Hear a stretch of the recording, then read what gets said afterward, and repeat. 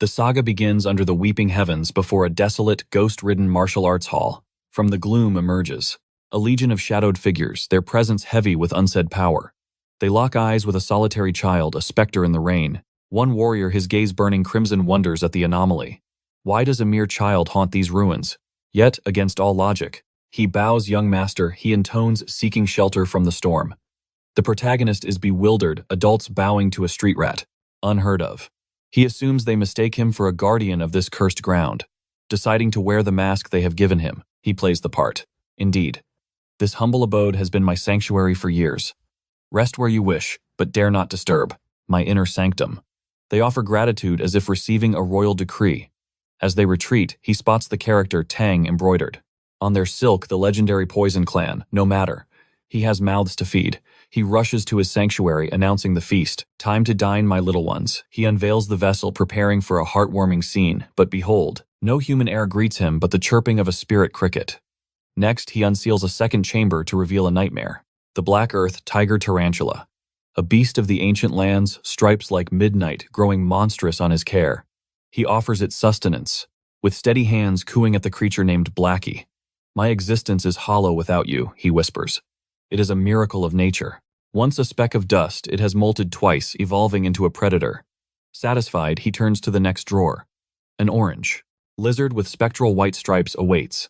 But first, we must understand the soul of this eccentric tamer. In his previous existence, such treasures were forbidden legends impossible to obtain. Now, they are his reality. His universe orbits around these venomous kings. He is living a biologist's fantasy, or so he believes. But as he tends to the gecko, the ungrateful beast strikes. A sharp pain snaps him back, triggering a memory from a life lost. Before awakening in this frail body, he was a titan of the digital age. A streamer known to the world as Spicy Fabri. He was no amateur, but a master of venom, commanding a legion of 1 million loyal disciples. He lived on the razor's edge until that fateful celebration stream. To honor his milestone, he sought to showcase the 10 deadliest vipers, the crown jewel, the black mamba, the emperor of serpents, aggression incarnate. He had journeyed to the heart of Africa, lamenting to his audience the difficulty of the hunt. The chat cheered him on, but soon panic flooded the screen. Behind you, they screamed. The shadow is in your home. They were right. The Reaper lay in wait atop his refrigerator, silent and deadly. One strike. The venom flowed and the screen faded to black. Game over. He died in front of the world. Returning to the now. He scowls at the memory of his foolish demise. A knock breaks his trance, an elder offering sustenance. Initially, he dismisses the intrusion to tend to his beasts until the words roasted deer reach his ears. His eyes blaze. After a diet of cold snake flesh, this is a banquet fit for an emperor. He accepts without hesitation, joining the circle where the fire crackles against the night. The roasting meat calls to his soul. The elder watches the boy salivate, sensing a mystery. The meat is not yet ready, he warns before probing deeper. Do you dwell here alone? How many winters have you seen? The protagonist freezes. 14, 15. Panic sets in. Do you not know your own age? The elder presses.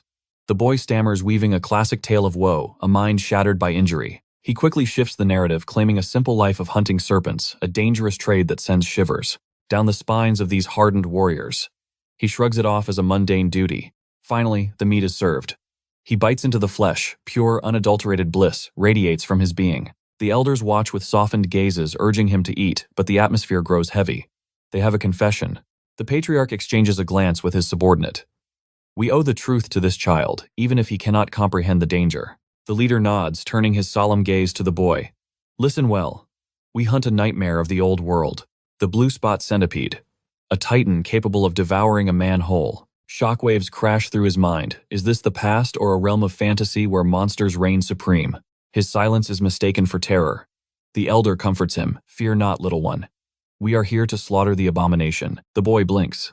Slaughter, do you not wish to keep it? He asks, assuming they share his collector's spirit. The white-haired elder roars with laughter. A pet absurd, we seek its venom for divine medicine. Now the protagonist is truly lost in the fog. He deemed them rebels, perhaps warriors of justice, but now he wonders if he is breaking bread with black market dealers. How can a centipede heal, he demands. Medicinal remedy. The white-haired elder's gaze turns sharp as steel. He reveals that his granddaughter's life hangs by a thread, and the centipede's inner core is the only elixir capable of pulling her back from death's door. Beside him, the girl's father turns to our protagonist, his eyes burning with a desperate resolve for his daughter. He would challenge the heavens themselves. To our hero, these look like parents, driven to the brink of madness, clutching at straws, though he harbors doubts that a mere centipede could perform such a miracle. Yet he understands that a parent's love knows no logic. Moved by the dying girl's plight, and owing them a debt for the meal, he resolves to intervene. He begins to speak of the venomous creatures, and the patriarch immediately latches onto his words, asking if he has spotted the beast. Our hero shakes his head, but a confident smirk plays on his lips. He may not know this specific blue spot variant, but he knows exactly where a monster like that would claim its territory. Why? Because in his past life, the legendary Fabri was the undisputed sovereign of poisons. Out of Earth's estimated 8.7 million species, nearly 20,000 wield venom as a weapon. And this man possessed absolute mastery over every single one of them. When it came to toxic beasts, Fabri was less a man and more a living, breathing encyclopedia of death. Instantly, our protagonist dives into the archives of his memory, scanning thousands of entries on centipedes. Then a spark of divine realization strikes. He announces to the elders that he has deduced the creature's hiding spot. The old masters leap to their feet, eyes wide with disbelief. Is this truly possible?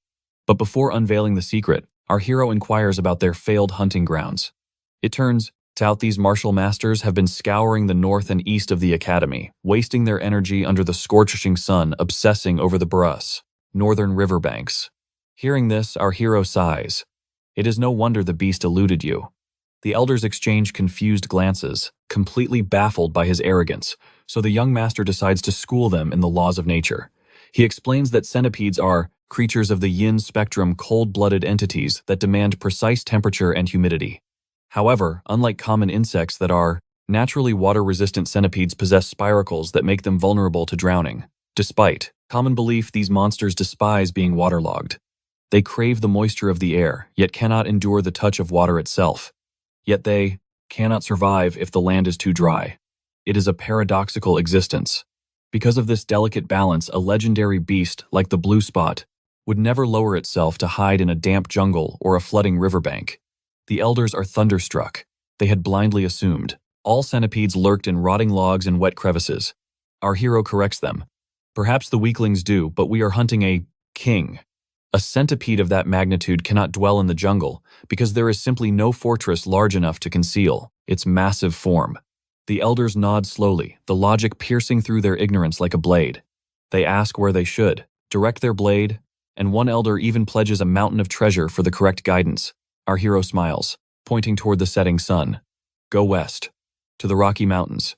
Centipedes of that caliber seek the warmth of stone by day and hunt under the cover of darkness.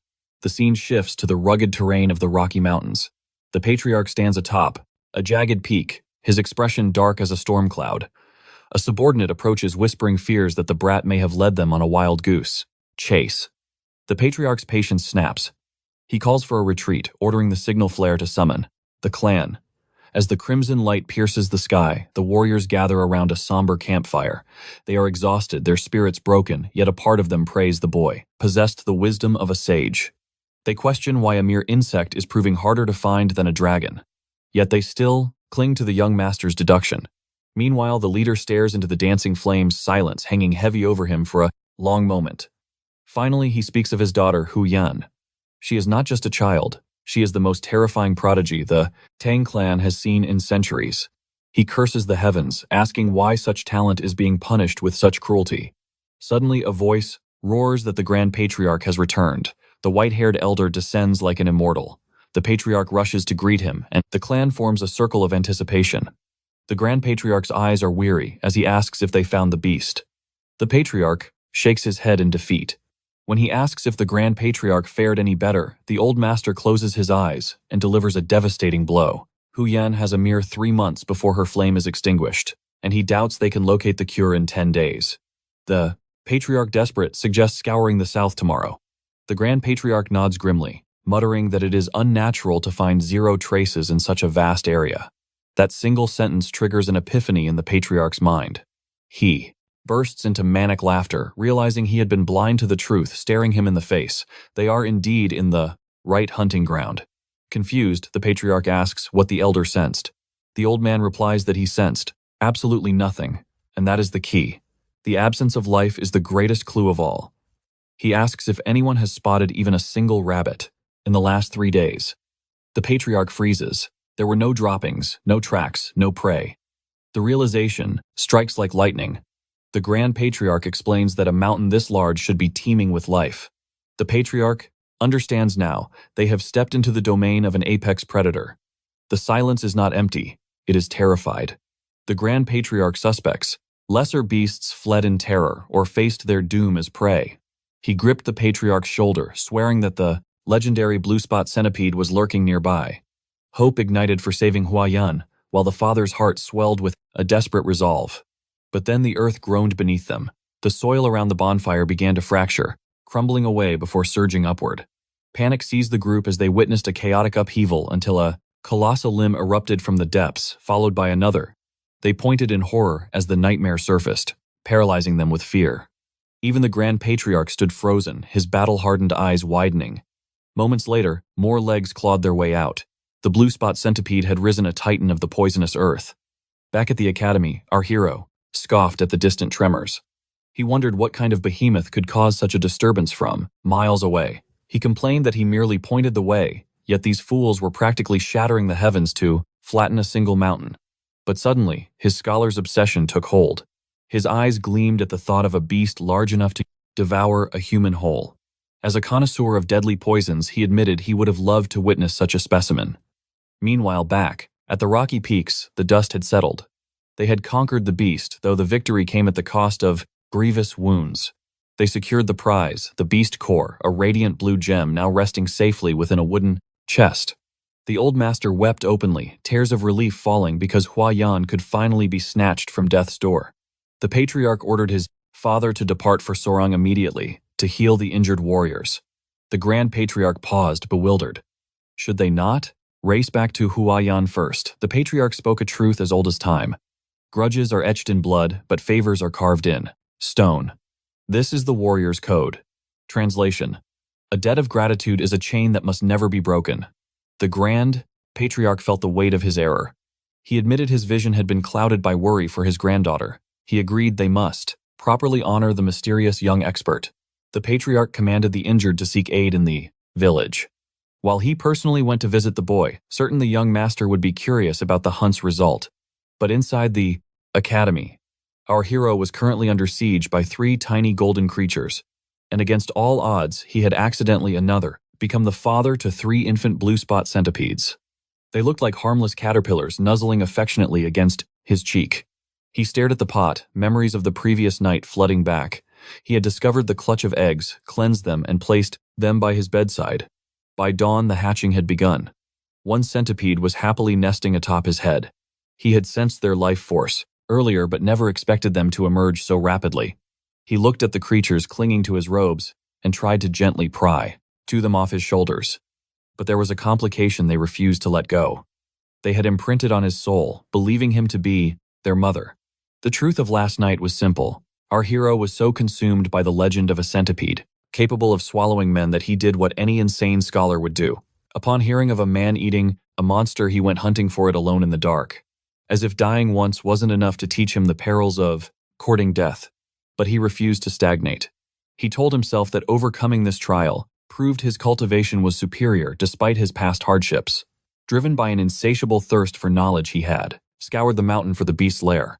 Then, in a clumsy moment, he kicked a stray insect, stumbled, and sent his torch spinning into the abyss. His first panic was heavens let the eggs be safe. Thankfully, the 3 eggs he discovered remained unbroken. He breathed a sigh of relief that the storm had passed, or he might have lost this precious find. Realizing he needed to retreat, he stood to return and purify the eggs. He secured them at his waist, whispering to them like a madman, "Fear not, little ones, I shall cleanse you soon."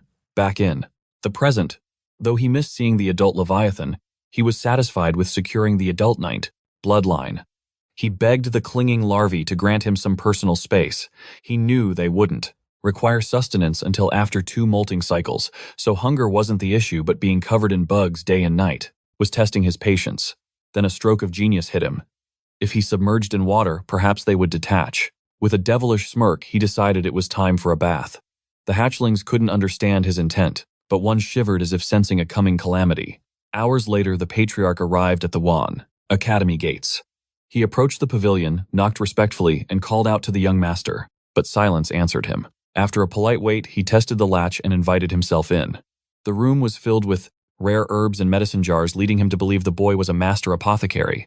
Then he realized the rudeness. It was a breach of etiquette to simply waltz into another's private sanctuary. He resolved to return later, but a sound stopped him cold. A strange rustling echoed from one of the earthenware jars. Curiosity seized him like a vice. He doubled back and lifted the heavy lid. To his shock, Spider was nesting within, radiating lethal energy.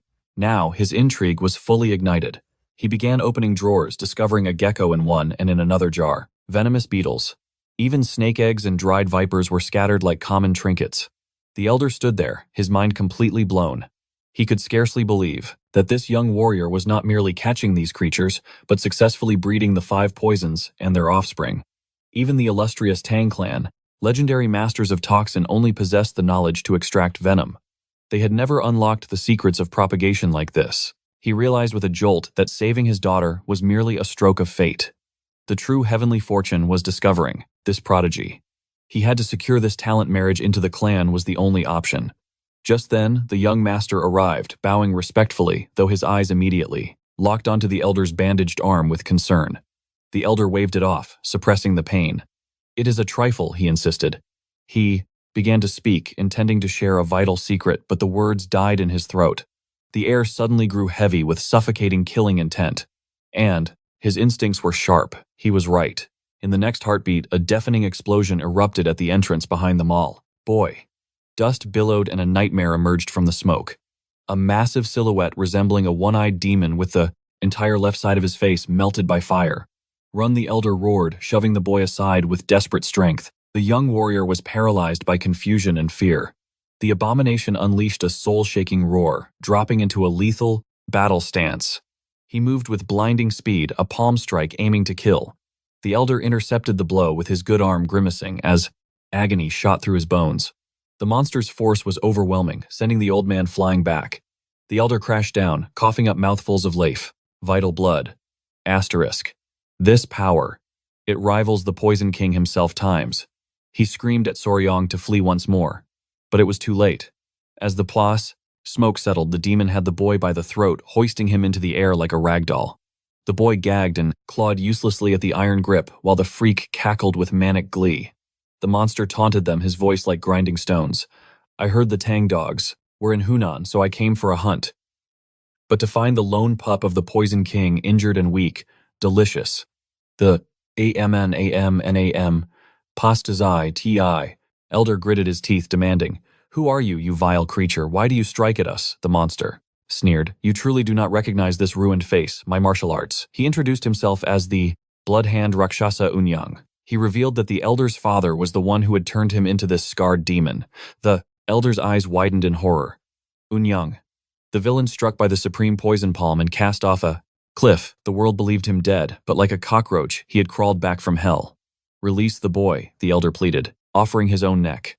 "Take my life instead." But Unyang spat, refused. Having sworn a blood oath to slaughter anyone bearing the Tang name, the elder cursed this demon in his heart. Unyang showed zero mercy, tightening his grip to crush the boy's windpipe. Soryong's face turned a ghastly shade of blue. "Die in despair," Unyang laughed. Soryong begged for air, his consciousness fading. He was at death's door. But suddenly 3 pairs of fierce glowing eyes ignited in the darkness. The baby centipedes sensed their master's peril. With lightning speed, they launched themselves onto Unyang's exposed arm.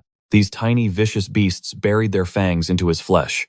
Startled by the sudden pain, Unyang dropped the boy. "Insects," he roared, furious. "Your venom is nothing to a master like me." But then, silence. His neck turned a necrotic purple. He convulsed, vomiting black blood, and collapsed in writhing agony. Soryong scrambled back, gasping, watching the giant wither and die in seconds. Was he evil? He stammered, trembling. The elder, witnessing this instant death, was absolutely thunderstruck. His jaw hit the floor. Then a slow, wide grin stretched across his face. This young warrior was no mere guest. The elder's mind raced. Asterisk, he must become one of us. Asterisk, it wasn't a question, it was destiny. Cut to days later. We find Sichuan carefully tending to the elder, cooling his fevered brow with a wet cloth. "You have my gratitude," the elder murmured weakly. Sichuan sighed. Don't thank me. Just tell me where. Your people are so I can hand you over. But he knew he couldn't leave the old man defenseless, nor could they. Call a physician without alerting their enemies. Do not worry, the elder wheezed. A few days of meditation will suffice. The boy shook his head, amazed at the man's nonchalance after nearly being beaten to death. He scolded. The elder, stop pretending to be tough when your internal energy is in chaos. The elder smiled faintly. I am fine. I am a martial artist after all. Sichuan looked completely lost. Martial artists? You mean the types who fly on clouds and shoot fireballs from their hands? The elder chuckled softly. Not everyone possesses such power, but you are not entirely wrong. Behold the impossible. His reality fractured in that instant, shattering any illusion of the ordinary. A monstrosity of chitin and venom the size of a manor lay before him, a true beast of this untamed world. The elder, battered and broken, bowed his head to the young savior. This old man owes you his life. He formally announced himself as Tang Chil's son of the legendary Sichuan Tang Clan. In return, the young hero offered his name So Ryong. The elder mused on the name. So for small, Ryong for dragon. A small dragon destined for the heavens. But curiosity burned within the elder. Junior, permit this old man a question, he pressed. Those creatures upon your skin, are they not lethal? So Ryong smiled gently, stroking the carapace of the horror on his belly. These they are merely Blue Spot Centipedes. The elder jolted upright, ignoring his broken bones. Terror and awe filled his voice. You tamed the untamable. How is such a feat possible? He had seen other nightmares lurking in the shadows nearby. Do you command those venomous spirits as well? It is a tale long in the telling, So Ryong replied with a humble shrug. If the elder has the patience to listen. For this I have an eternity, Chilsun declared. And so the young master began the saga of the eggs. He spoke of hatching cycles and nurturing venom. The elder listened entranced. You raised them. From mere hatchlings, So Ryong nodded. I could feel the pulse of their life force. To the elder, this was not just skill, it was a miracle defying the laws of nature. Wait a moment, So Ryong interrupted his own tale. He rummaged through a drawer, retrieving 2 writhing lizards. He held them up, eyes beaming like a proud father showing off his children. Observe the first one. Brown scales, yellow stripes, the mark of the common earth lizard. But then he presented the second. By pairing those with dominant white traits, he explained, I cultivated a pure variant, a creature of brown body and snow-white tail. You manipulated their very bloodline for aesthetics, the elder gasped. So Ryong blushed. I just thought it looked beautiful. The elder's mind raced, connecting the terrifying dots. Junior, could you pair them to amplify their toxicity? Could you breed a poison that defies the heavens? So Ryong paused, the concept dawning on him. Theoretically, yes. If one could sense the potency of their venom selection is possible. Before he could finish, the elder erupted. It is possible, Chilsun roared, shaking with fanaticism. So Ryong recoiled from the sudden intensity. Join us, the elder begged, desperation clawing at his voice. Become part of the Tang family. So Ryong blinked, bewildered. What is this madness, old man? But the elder would not be deterred. We will grant you our secret manuals, unlimited herbs, rare poisons beyond your wildest dreams. A genius like you could tame the 10 great venomous beasts of the Central Plains. He was throwing the world at the boy's feet. And then the final trump card. I do not boast, but I can offer you the hand of my daughter. One of the renowned 3 flowers of the Central Plains. Stop right there, So Ryong shouted, cutting the air with his hand. Repeat that last part. The elder smirked, thinking he had won. Ah, you are young, but a man nonetheless. He began to extol his daughter's beauty again.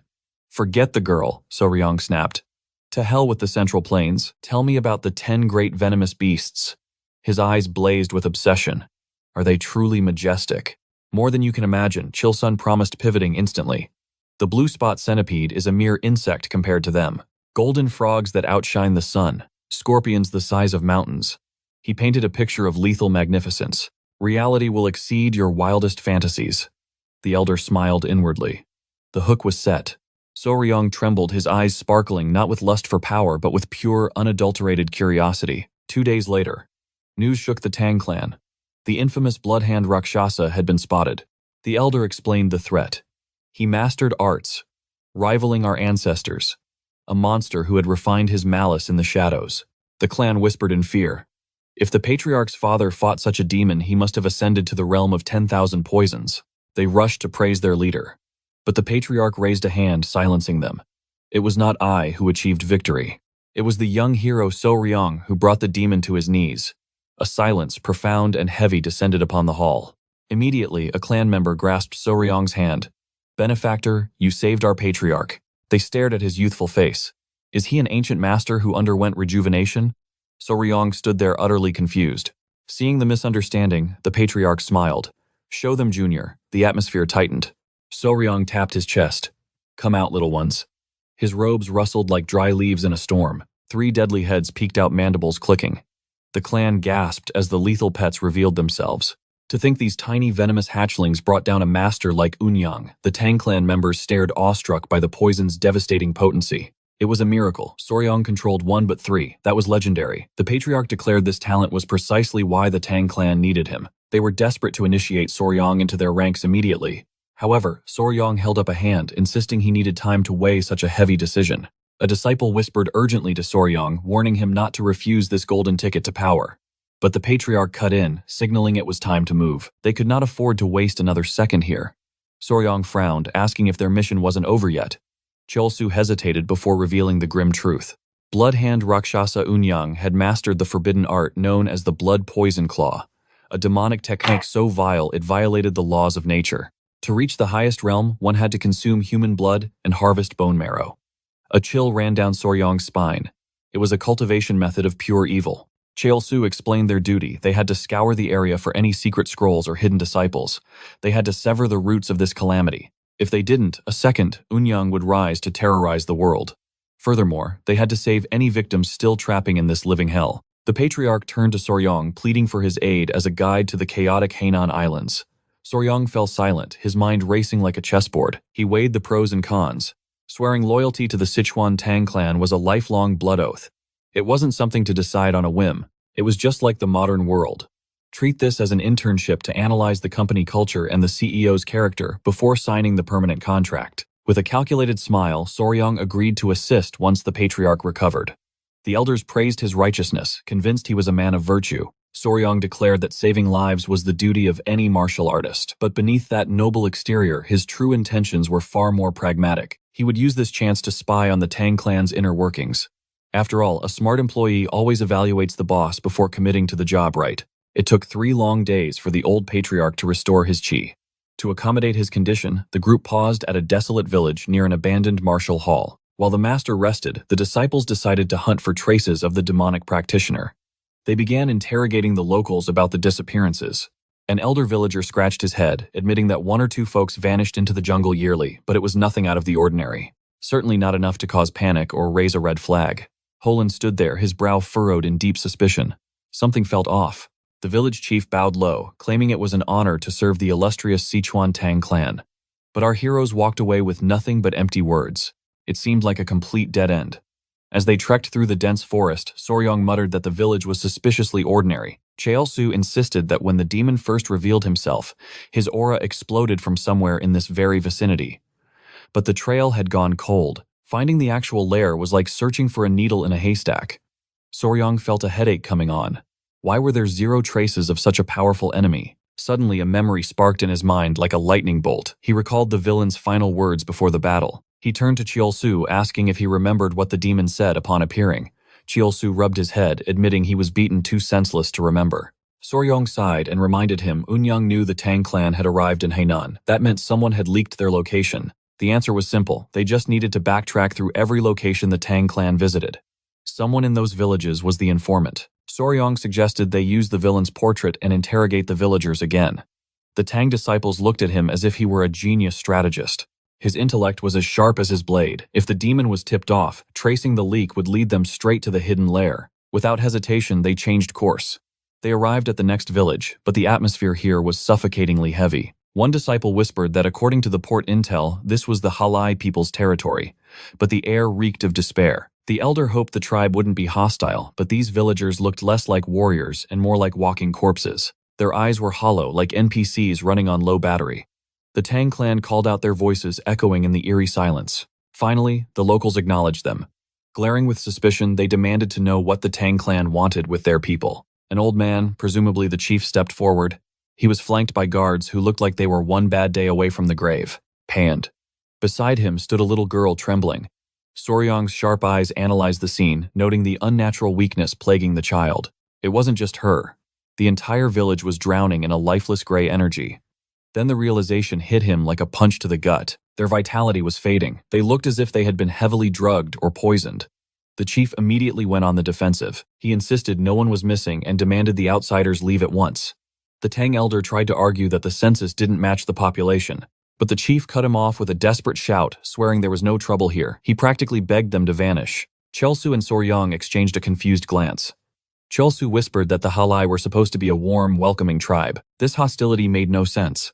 Soryang remained silent, his gaze locking onto the trembling child. Suddenly, her legs gave out. The little girl collapsed to the dirt. The village erupted in panic. The chief dropped to his knees, scooping her fragile body into his arms. Tears streamed down his weathered face as he cradled her.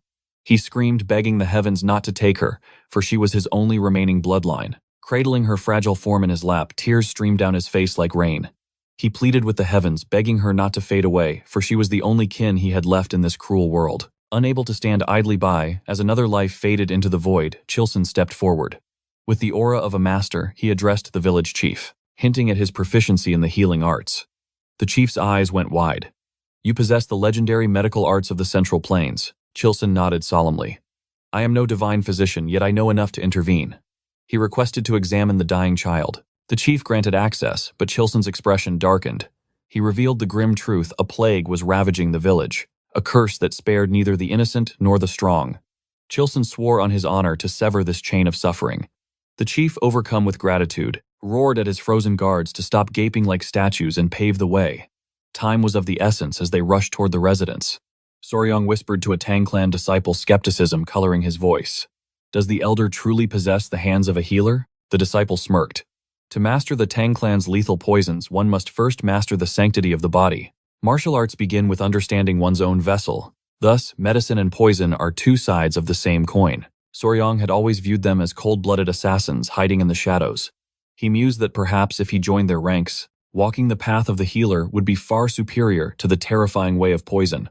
But the disciple crushed that dream instantly. Sometimes the man added casually, "We capture villains solely to test our deadliest toxins on living flesh." Soryang's face drained of all color.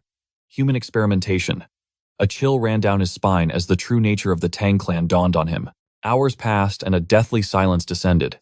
The village streets lay barren, resembling a ghost town. Inside, Chilson completed his initial diagnosis. He had poured his own internal energy into the girl, barely stabilizing her fading life force. The village chief fell to his knees, thanking him profusely, begging the heavens to spare his only bloodline. Chilson frowned, sensing a discord in her pulse. Was she born with a fragile heart? The chief shook his head. She had been suffering for half a year. And she was not alone.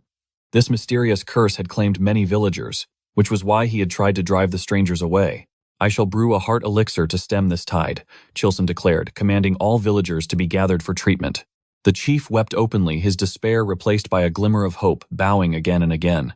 Soryang watched from the sidelines, awe striking his heart. That night, under the pale moon, a disciple walked with the patriarch. He acknowledged the elder's tireless efforts. Chilson nodded, but his mind was on the affliction. "The symptoms defy logic," Chilson murmured. "Strange lethargy, swollen eyes, and a pulse that dances violently before fading. The severe cases all suffered from heart failure." Chilson then asked for Soryang. "The boy is likely collapsed from exhaustion," the disciple replied. He had left him resting in his quarters. Chilson agreed. For a mortal without a foundation of internal cultivation, following martial masters all day would drain their stamina completely. Chilson decided to check on the boy. He entered the room, finding Soryang sleeping soundly amidst his basket of venomous centipedes. Suddenly, the elder's aura shifted. He raised his hand and delivered a thunderous slap across Soryang's face. Soryang bolted up, clutching his stinging cheek in pure bewilderment. Fear gave way to indignation as he scrambled back. He gritted his teeth, fury rising in his chest. "Why?" he demanded. "What madness possessed you to strike me?" Soryang held his throbbing face, tears welling in his eyes, feeling completely betrayed. He whined about the pain. "Forgive me," the elder stated calmly. "A pest defiled your face. I merely sought to remove it." Soryang stared at him, thinking, "Lies, you just wanted to hit me." Chilson explained that in this region, ignoring even the smallest insect could be a death sentence. He deemed it too risky to hesitate, so his body moved on instinct. He opened his palm, revealing the culprit. It was no ordinary insect. It was a monstrous, grotesque beetle. Soryang's eyes went wide, and suddenly gears began turning in his mind. "Elder, confirm this for me. Did the patients Did their hearts falter in the same rhythm? Chilson nodded gravely. Indeed. A spark of brilliance illuminated Soryong's face. He had solved the mystery of the village's demise. He pointed an accusing finger at the bug. That is the culprit, the kissing bug, a romantic name for a creature of absolute nightmares. These bastards feast upon the lips and eyes of the slumbering, Soryong explained. Silent as ghosts, they drink your lifeblood. They are the vampires of the insect world, also known as assassin bugs. But the bite itself is not the end. The true horror lies within their gut. They carry parasites, and when they feed, they leave behind infectious waste. This transmits trypanosomiasis, the Chagas disease, a silent killer that ranks 7th among humanity's deadliest plagues. Soryong turned sharply to the chief. The village hounds, do they too gasp for air? The chief went pale and confirmed it. Then there is no doubt, Soryong proclaimed with absolute certainty. This bug is the architect of your despair. The village chief's voice trembled with desperate hope as he asked if his granddaughter could truly be saved. Soryong nodded, his voice steady. With the proper antidote, her recovery is certain. Hearing this, a confident smirk tugged at Cholson's lips. He turned to Gupei. You see, this is the true might of the Sichuan Tang family. Soryong blinked, utterly confused by their silent exchange of arrogance. What is going on, he wondered. They straightened their backs, reminding him, we are the masters of the Sichuan Tang Clan. Soryong looked even more lost, while Qilin repeated the title with emphasis. Internally, Soryong thought times, okay, and how does a family name cure a dying girl asterisk? Cholson lowered his voice to explain the horror of gu sorcery. Venomous parasites, he growled, bred by the most wicked hearts in the Jianghu. These monsters use living insects to inflict agony, or enslave a warrior's very soul. Soryong's eyes widened, his mind reeling at the cruelty. It sounds like madness, Qilin admitted grimly.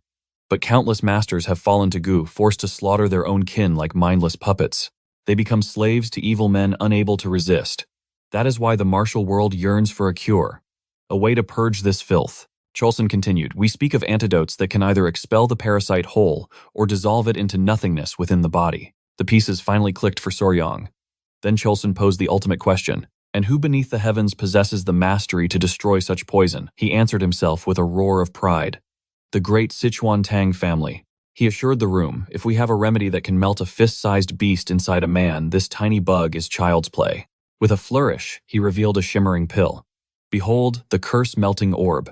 A single grain is all we need. Soryong was impressed by the confidence, though internally he quipped, times. That is a very dramatic name for deworming medicine. Asterisk. The Tang masters turned to the chief, their aura radiating assurance. We will save your granddaughter. Rest easy. And true to their word, the miracle began. Color returned to pale faces, starting with the chief's beloved heir. The old man crumbled tears of salvation, washing away his grief. The villagers' relief transformed into a festival of joy. Their hospitality shone like the sun, proving their hearts were as pure as the rumors claimed. Qilin smiled warmly. This victory belongs to Soryong, she declared. We were the blade, but he was the eyes that guided the strike. All hail the savior, the villagers chanted, bowing before the young master. Though the Tang medicine worked the cure, Cholson pushed Soryong to the forefront. Watching the boy receive honor, it warmed the old warrior's heart more than any victory. It felt as if he were being praised himself. Meanwhile, Soryong stood stunned, genuinely moved by their devotion. Soryong was humbled, but the crowd wasn't done. They hoisted him high, tossing him toward the sky like a conquering hero returning from war. Later, amidst the shadows, the chief pulled Cholson aside. About your question at the gates. Cholson's gaze sharpened. Speak. The missing travelers, the chief whispered, fear returning to his eyes. Cholson leaned in. Tell me everything. I heard a whisper from a refugee, the old man confessed, wanting to repay their kindness with truth. A strange tale from the women. Years ago, people simply vanished into thin air. A tragedy that no one speaks of. Cholson demanded. Where did this happen? A small hamlet, the chief pointed towards the setting sun. To the west. Cut to a few days later. The party arrived, but they didn't find a village. They found a graveyard. It was a scene from the depths of hell, corpses rotting where they fell. The air was thick with the stench of decay and lingering venom. Bugs crawled over the dead in a grotesque feast. Gupei moved instantly. His hand flew to cover the young master's eyes. Don't look, Soryong, this is no sight for you. But the darkness had already seared itself into Soryong's vision. Then a glint of gold amidst the gray caught their attention. A chicken, no. A creature of nightmare. A bird with a tail of gold and feathers like a bruised sky, purple, pink, and black. It was beautiful and utterly ominous. One warrior, overcome with rage at the disrespect to the dead, snatched up a stone. Stop, she cried out, but the stone was already airborne. It missed, but the damage was done.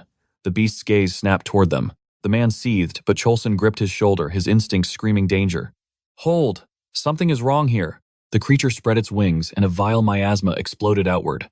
Soryong's eyes went wide with horror. He watched as the toxic cloud touched the skeletons and literally melted the bone into sludge. Cover his breath. Someone grabbed Soryong, shielding him from the poison fog.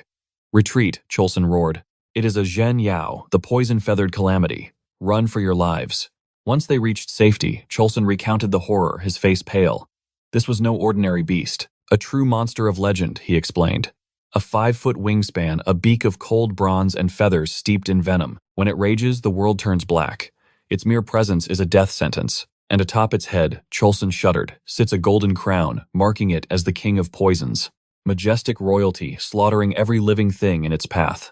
Soryong's eyes blazed with intensity as he asked if this beast was one of the legendary 10 great venomous creatures. Elder Cholson nodded solemnly, confirming that the Zhen Yao held the supreme throne among all toxic entities. It was the undisputed king of poisons. Soryong trembled with pure thrill. In his mind, he thought, the vipers and insects of Earth look like harmless pets compared to this living biohazard. And here I am, losing my mind over a biological weapon that casually roams the martial world. Cholson explained that the Zhen Yao was likely lured here to feast on the heads of venomous snakes. Soryong asked if such encounters were common. Cholson scoffed. Absolutely not. This is a miracle. A creature so rare that one might only glimpse it once in 100 years. Soryong was awestruck, prompting Cholson to ask about his fascination. Then Soryong asked the impossible. Is it possible to capture the Zhen Yao? The Tang disciples looked at him as if he had just suggested wrestling a natural disaster. But Cholson's eyes gleamed with amusement. He thought, this bold spirit. He is perfect son-in-law. Material. He asked if the boy truly wished to tame this harbinger of death. Naturally, Soryong said yes, but he voiced his concern regarding the lethal toxins. Cholson smiled, sensing the hook had been set. He saw Soryong's obsession with the venomous creatures. If that is your desire, Cholson said, there is a way. Soryong looked up in surprise. Cholson revealed that by mastering the Tang Clan's poison arts, one could achieve the legendary body of 10,000 poison immunity, rendering even the Zhen Yao harmless. With their clan's martial arts, no toxin in the world could touch him. Then the elder played his trump card. However, these arts are forbidden to outsiders. Even as patriarch, I cannot break this iron law. Soryong immediately took the bait, asking if joining the family would grant him access. He pressed on, asking if this immunity would truly allow him to withstand the Zhen Yao's power. Cholson reassured him with a cunning smile. Of course. He promised that if Soryong pledged his loyalty now, he would pass down every secret technique. But then came the pressure. Hesitation wastes opportunity. If you take too long, the chance may vanish. Feeling the heat, Soryong bowed instantly. He begged for Cholson's guidance, switching his address from elder to patriarch. The cunning old master hid a triumphant smirk. He had successfully ensnared a dragon into his clan. A few days later, they discovered traces of the enemy and a hidden cave. They summoned the leader and presented a notebook found within. Cholson examined it, confirming it was the manual for the forbidden blood poison claw. A chill ran down Soryong's spine. The entire text was inscribed in human blood, radiating a sinister energy. Cholson declared it was time to move. Soryong asked if they were returning to Sichuan. Cholson replied yes. It is the only choice now that we possess the Blue Spotted Centipedes core and the manual. Soryong requested a detour to the academy to rescue his companions. The patriarch agreed, as Soryong needed to retrieve his belongings. As they departed, Soryong spotted a violet glint in the grass. There is something over there, he called out. They investigated, and found a shimmering feather from the Zhen Yao. The group stared in awe. Cholson retrieved it, telling Soryong he would keep it as a betrothal gift for joining the family. Soryong's eyes sparkled as he thanked him. Cholson added, everything is perfect, save for how you address me. That title shall change after the ceremony. Our boy stood there, utterly confused, wondering what sort of terrifying initiation ceremony awaited him. Meanwhile, at the Tang estate, Grand Patriarch Tang Muzong had finally returned. Ignoring his exhaustion, he did not stop to rest. His first words were of his granddaughter, Wei An. The clan members ushered him inside, whispering that she was barely holding on. Bursting through the doors, he cried out her name. The family inside was shocked by his sudden appearance. He told his daughter-in-law, I have secured the cure and produced the glowing core of the blue-spotted centipede. Seeing his triumph, the mother collapsed in tears of relief. They prepared to administer the elixir. Muzong's heart ached, seeing the child in pain, knowing he had arrived just moments before the end. The mother urged him to make haste. Muzong helped the girl swallow the core, and a mystical blue aura enveloped her frail body. He placed 2 fingers on her pulse. They waited in breathless silence, praying to the heavens that she would open her eyes. Elsewhere, the journey was grueling. Soryong realized the true vastness of the Central Plains. From Henan to Hankou, passing through Nanjing. A voyage of over a month and a half, until they finally reached the treacherous lands of Sichuan. Standing before the gates of the Sichuan Tang Clan, a disciple announced their arrival. Soryong stood frozen in awe. The disciples pointed to the towering peaks ahead. Do you see this? The entire mountain range belongs to the Sichuan Tang Clan. This is the weight of our legacy, called the Tang Clan Mountain. The sheer magnitude of the name crashes down on Soryong. As the gates open, the clan members flood out to salute their patriarch. Soryong is stunned. A sea of faces stretches before him. He questions if the legendary Sichuan Tang Clan truly commands such numbers. Suddenly, a flash of crimson cuts through the crowd. It is Huayin, tears streaming like pearls as she sprints toward her father. Meanwhile, Soryong stands frozen, his soul ensnared. He cannot comprehend the ethereal beauty radiating from her. He has known stunning women in the past, yet none possessed a spiritual aura this blindingly pure. The patriarch turns to Soryong, a mischievous glint in his eye. He gestures and says, "Allow me to introduce my daughter Tang Wan, the very same one you dismissed earlier as a weed, or was it wild grass?" Standing nearby, Huayin tilts her head bewildered. Grass, who would dare compare a maiden to foliage? The patriarch pats her head gently and laughs. "Ah, my mistake. A flower. He called you a flower." Suddenly, the memory strikes our protagonist, like a lightning bolt. The realization hits him, he just insulted the heiress of the deadliest clan in the region. He has offended the Sichuan Tang Clan's only daughter, the renowned venomous flower herself. And fate, it seems, has bound their paths together. But to understand the weight of this meeting, we must turn back the sands of time. Huayin carried a burden heavier than mountains, since childhood. One fateful afternoon, while training alone, she overheard the whispers of the clan elders. These senile fossils were mocking her existence. Her martial arts aptitude is mediocre at best, they sneered. But at least her face is pleasing enough to be ranked among the 3 flowers of Murim. They spoke of her not as a warrior, but as a political pawn to be traded for an alliance. One elder even boasted that he advised the patriarch to take a second wife to produce a male heir, only to be rejected. As those words pierced Huayin's ears, something shattered within her soul. The cold truth washed over her. The clan viewed her as nothing more than a pretty vase devoid of strength. In that moment, a fire ignited in her eyes. "Fine," she vowed. "I will force the world to acknowledge me." She descended into a hellish training regimen, desperate to shoulder the weight of the Tang legacy. But the path of cultivation is cruel. Haste breeds disaster. Her desperate impatience birthed a heart demon, leading to a catastrophic qi deviation. She stood at death's door. When consciousness finally returned, the Grand Patriarch and her mother hovered over her faces, etched with terror. Her mother wept openly, thanking the heavens for her survival. Huayin, overcome with guilt, collapsed into sobs. She cried out, apologizing for her weakness, lamenting that her internal energy was shattered and she was now truly useless to the clan. But her grandfather's voice cut through the despair. "You foolish brat, do you think tears will fix the worry you caused us?" He scolded her for her recklessness, but his eyes held no anger. Then he dropped the revelation. She had not lost her power. She had ascended. The level of 100 poisons she strove for, she had surpassed it. He commanded her to dry her tears and look within. Huayin, confused, inspected her own dantian and saw an aura that blazed with blinding intensity. "Grandfather, what miracle is this?" The patriarch grinned, ready to weave the tale of a mysterious young master who snatched her from the jaws of death and blessed her with the legendary 1,000 Venom's body. Back in the present, Huayin asks about the weed comment. Soryong wishes for the earth to crack open and swallow him whole. His internal monologue is a scream of regret. How could he call the patriarch's beloved daughter a weed? He had been too distracted by the legend of the venomous creatures. The shame burns hotter than fire. He attempts to salvage his dignity, laughing nervously. "Your father jests. He takes his jokes too far," he stammers, bowing slightly. "It is an honor to meet you." Around them, the clan disciples watch with amused grins, enjoying this rare romantic comedy amidst the grim atmosphere of Murim. Soryong regains his composure, offering a proper greeting. "I heard of your illness. Seeing you radiant with health brings me relief." Huayin bows gracefully, introducing herself as the venomous flower. I owe you my life, she whispers, vowing eternal gratitude for his benevolence. Soryong stands paralyzed, struck dumb by her brilliance. Truly she is a peerless beauty. Suddenly, the patriarch's voice echoes directly in Soryong's mind via sound transmission. So, young man, is she not breathtaking? Perhaps you wish to deepen your bond? Soryong stiffens, completely ambushed by the old man's telepathic matchmaking. Later that evening, Soryong soaks, within a massive wooden tub, his body screaming for rest. He looks on the verge of unconsciousness. Nearby, the venomous centipedes are resting peacefully in a dry basket. He glances at the deadly creatures and offers a tired smile. Amazingly, one chirps back. Usually these creatures cling to his flesh like a second skin. Yet when he warned them the hot water was dangerous and offered the basket, they obeyed instantly, as if they possessed human intelligence. Soryong sits in the steam, marveling at their bond.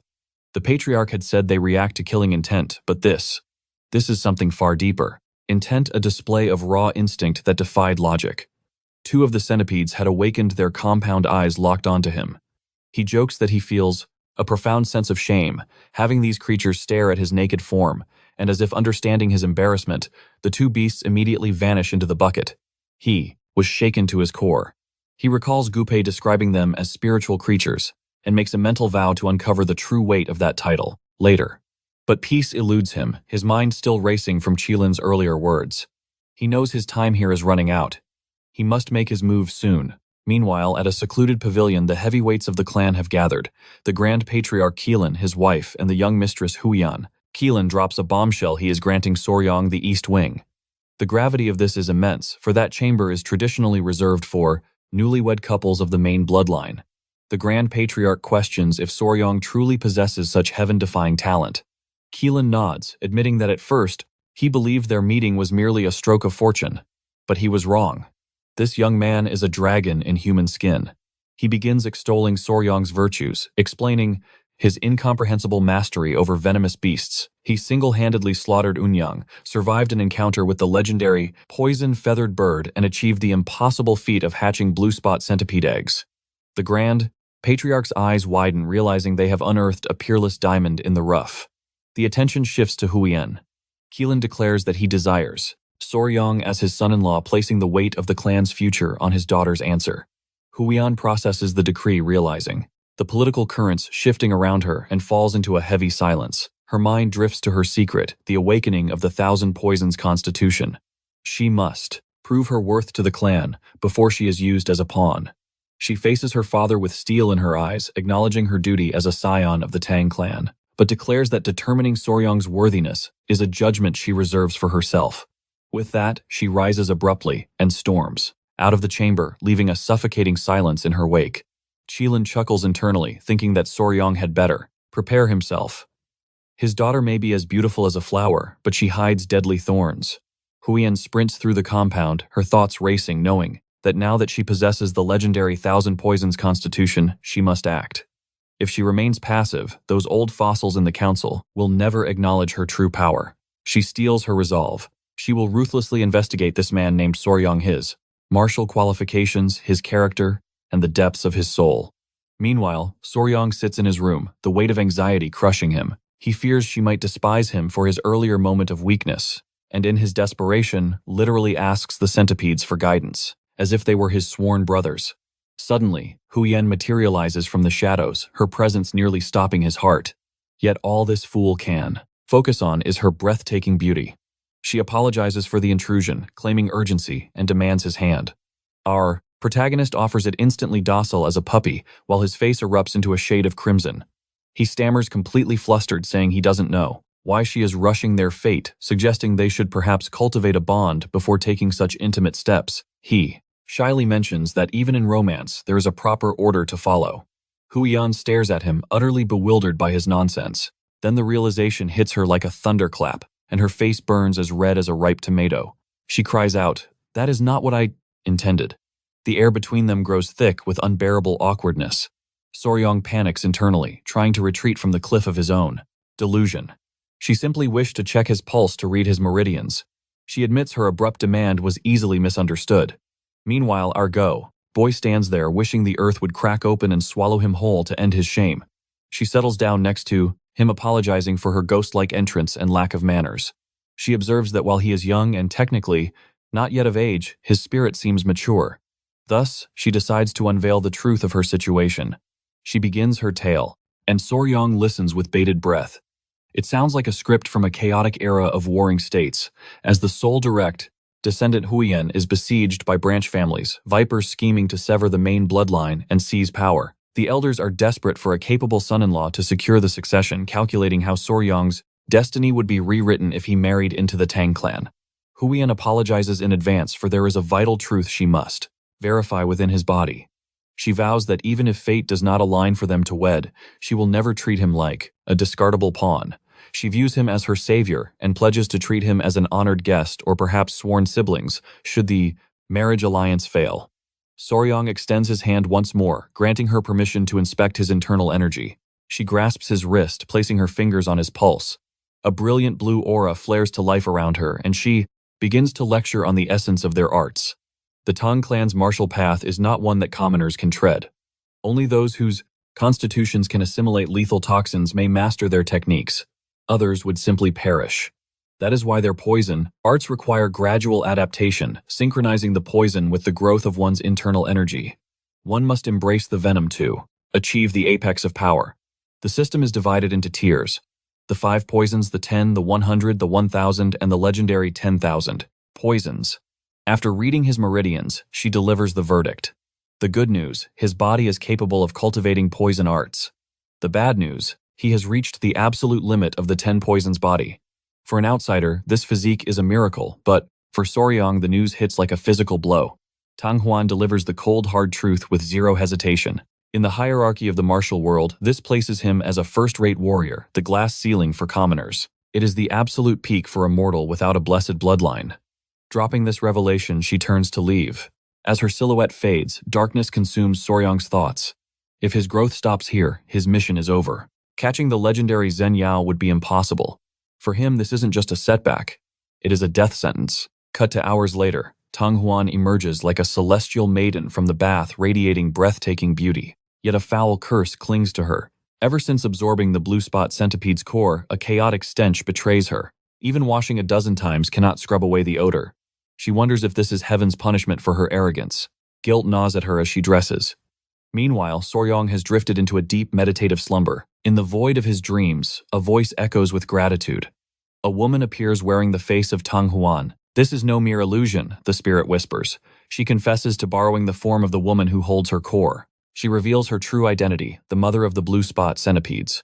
Soryong's mind reels from the shock. Suddenly, 3 small children materialize, clinging to him, her orphaned hatchlings in human guise. "How are you here?" he gasps.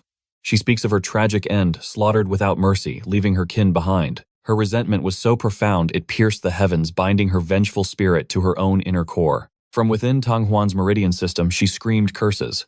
But fate offered a chance for resolution. When Soryong arrived, carrying her children, the threads of destiny aligned. Soryong realizes the truth. He was an accomplice in this creature's demise. Though unintentional, the blood of a mother is on his hands. "Will you grant a dying mother's wish?" she asks.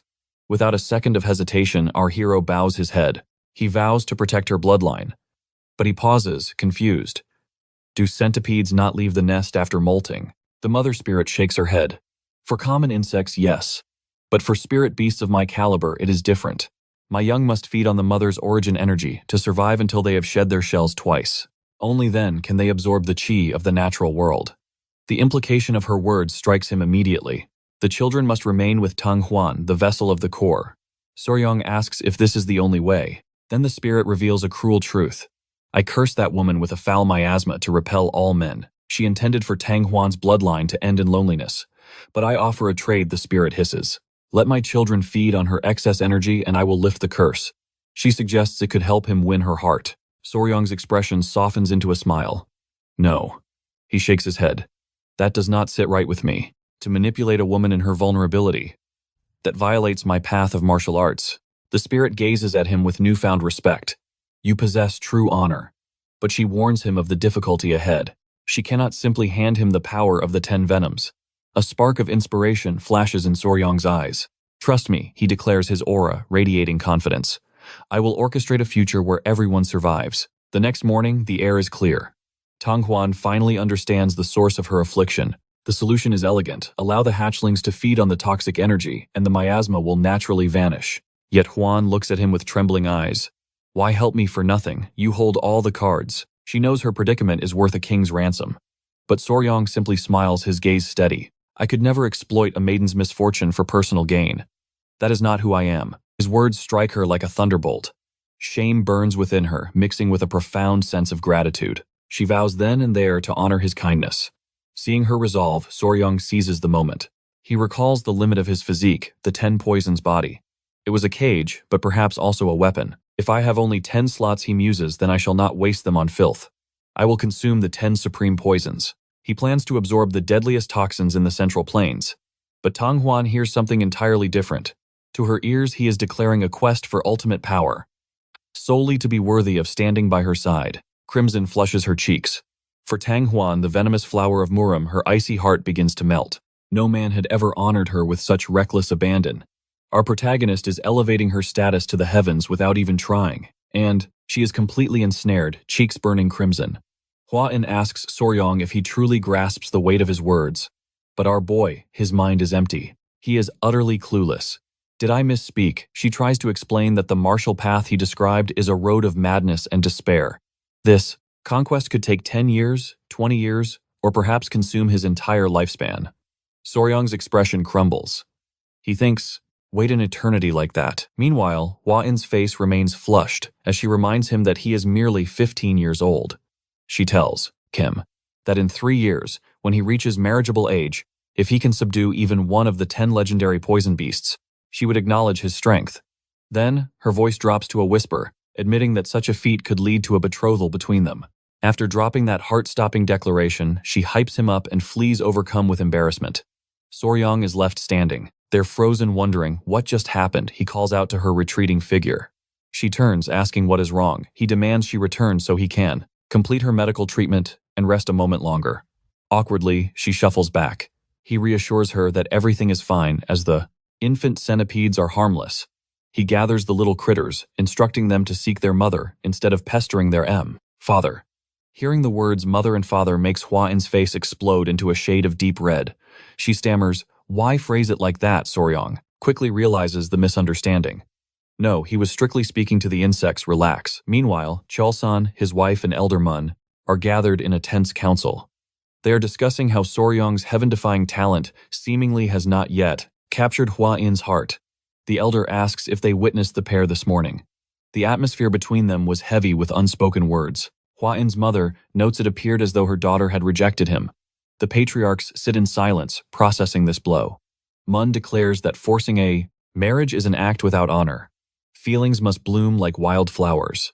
The mother suggests appointing Hua In to oversee Soryong's martial cultivation, allowing them to share time and forge a bond. Mun considers requesting the supreme healer, Sage, for a divine elixir, fearing Soryong's physical aptitude is too low. It could elevate his foundation. Cheolsan is shocked, noting that even he was denied such a treasure, so expectations should be tempered. Just then, Hua In is standing outside the chamber. She announces her presence, face burning, startled to find the entire family council present. She blurts out in a single breath that she accepts her father's proposal. They are all stunned, eyes wide, thinking, wait, truly. Her mother invites her to sit gently, inquiring if Soryong has finally sparked her interest. Mortified beyond belief, Hua In can barely form words. They are confused by this sudden shift in the winds, as she seemed indifferent before. She begins to explain that Soryong vowed to ascend to the peak of the world solely for her sake. He swore that oath directly to her heart. They lean in, urging her to continue. She reveals that despite Soryong possessing talent limited to the 10 poisons level, he swore to defy the heavens by subjugating the 10 legendary poison beasts for her honor. Hearing this, Elder Mun bursts into laughter, not in mockery, but in delight. They all roar with laughter at Soryong's colossal audacity to make such a heaven-shaking vow. The mother is genuinely impressed, remarking that men with such spirit are as rare as phoenix feathers. Hua In explains that while her heart is moved, she told Soryong she would only accept his hand if he captures a beast before his coming-of-age ceremony. She wonders if he truly understood the condition. Her father jests she should have demanded at least 3. Her mother points out men are often blind to such subtle implications. Hua In asks if she should return to clarify. Her mother commands, absolutely not. Soryong does not realize we have already given our blessing. Believing he must prove himself, he will cultivation with desperate intensity. Mun suggests treating him like a future son-in-law while feigning indecision. Through his efforts, he will naturally become kin. Meanwhile, in the spiritual realm, the matriarch centipede praises Soryang for his victory. He replies that it was merely a matter of guts and willpower. She smiles, calling him her benefactor. This shall be her final act. Her earthly grudge is resolved and her soul drifts toward the afterlife. She offers to grant one desire before she departs. Soryang ponders and requests to witness her true form. She becomes bashful, thinking the request reasonable. She assumes he is captivated by her beauty. She bares her shoulder and begins to disrobe.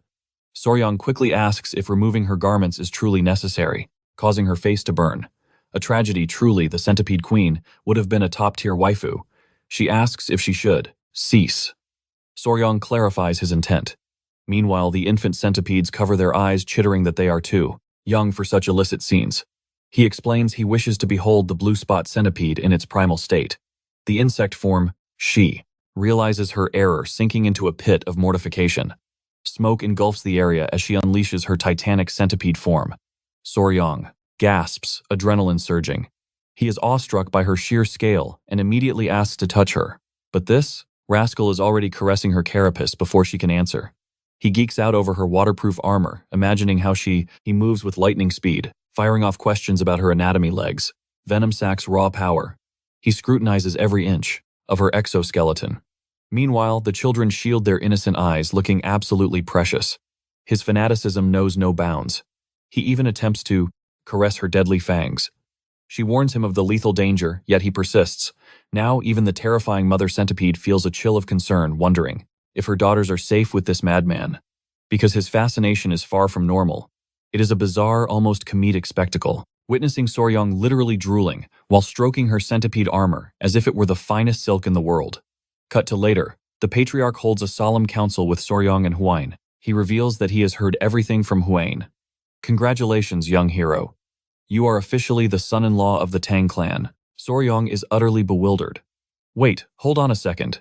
Was I not granted a 3-year grace period? Hwain interjects with a shy smile. The wedding ceremony will occur naturally, once you come of age. Before Soryang can even process this sudden destiny, Hwain's mother steps forward, radiating joy, welcoming him into the bloodline, and boldly introducing herself as his mother-in-law. The patriarch is bursting with pride, boasting about how their clan will flourish with this union. Soryang glances at Hwain in disbelief. Were there not supposed to be strict conditions? He expected hellish trials and life-or-death tests. But no, they accepted him instantly, like ordering. Same-day delivery. Resigned to his fate, he decides to go with the flow. The patriarch then declares they must begin immediately. Soryang freezes, completely lost. The patriarch explains, before inheriting the Tang clan's secret poison arts, there is something he, Berta, must witness first. The Hall of 10,000 Venoms. They have waited generations for this moment. It is the clan's most sacred tradition. Soryang's inner nerd awakens. He imagines a chamber filled with 10,000 lethal substances just sitting on display. But then, he catches a glimpse of Hwain's side profile. He becomes absolutely mesmerized, suddenly realizing that her beauty shines brightest from this angle. Our boy blushes furiously, and his new in-laws are savoring every second of this young love. The patriarch teases that, at this rate, Soryang might wear a hole in his daughter's face with that stare. He points out that she is his woman now, yet he gapes like a love-struck fool. Both Hwain and Soryang turn as red as tomatoes. Moments later, they stand before a defiant gate of titanic proportions, guarded by 2 mountains of muscle. The guards salute the Grand Patriarch, and with a wave of his hand, he orders Esso. The gates opened.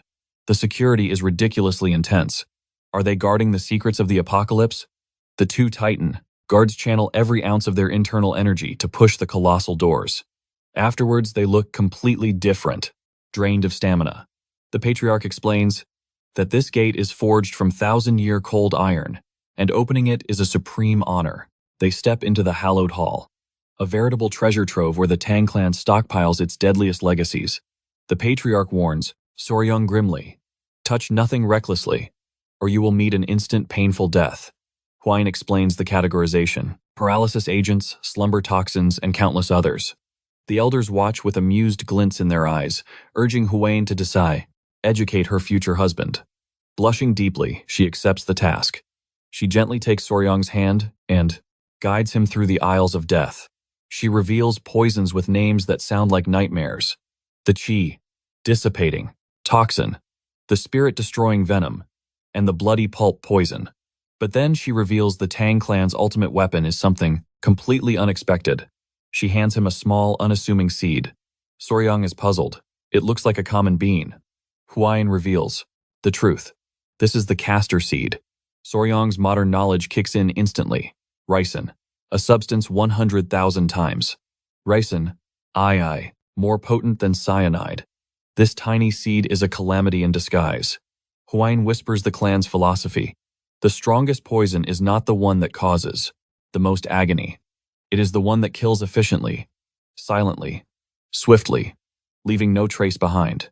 That is the pinnacle the Tang Clan strives to reach. In Soryang's mind, they are basically supreme assassins with extra steps. The patriarch decides that is enough theory and invites Soryang to witness the venomous beasts he craves so much. He even offers Soryang full authority to oversee their care backed by the clan's resources. To Soryang, this means they are funding his obsession. He looks excited as hell. But just as they prepare to depart, a messenger arrives, gasping for breath. The patriarch is summoned to the Black Tortoise Pavilion immediately. The patriarch's face darkens. What are those insolent fools plotting now? Soryang wonders. If this concerns the branch families. The messenger reports two critical failures. First, the elixir sent to the Sichuan City Lord was ineffective.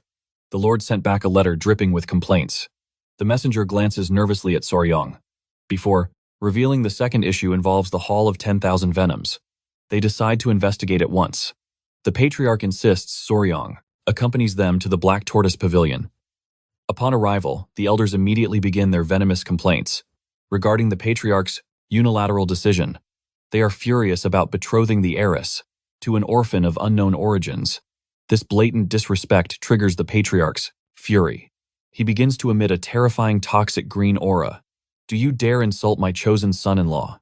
The air grows heavy with killing intent.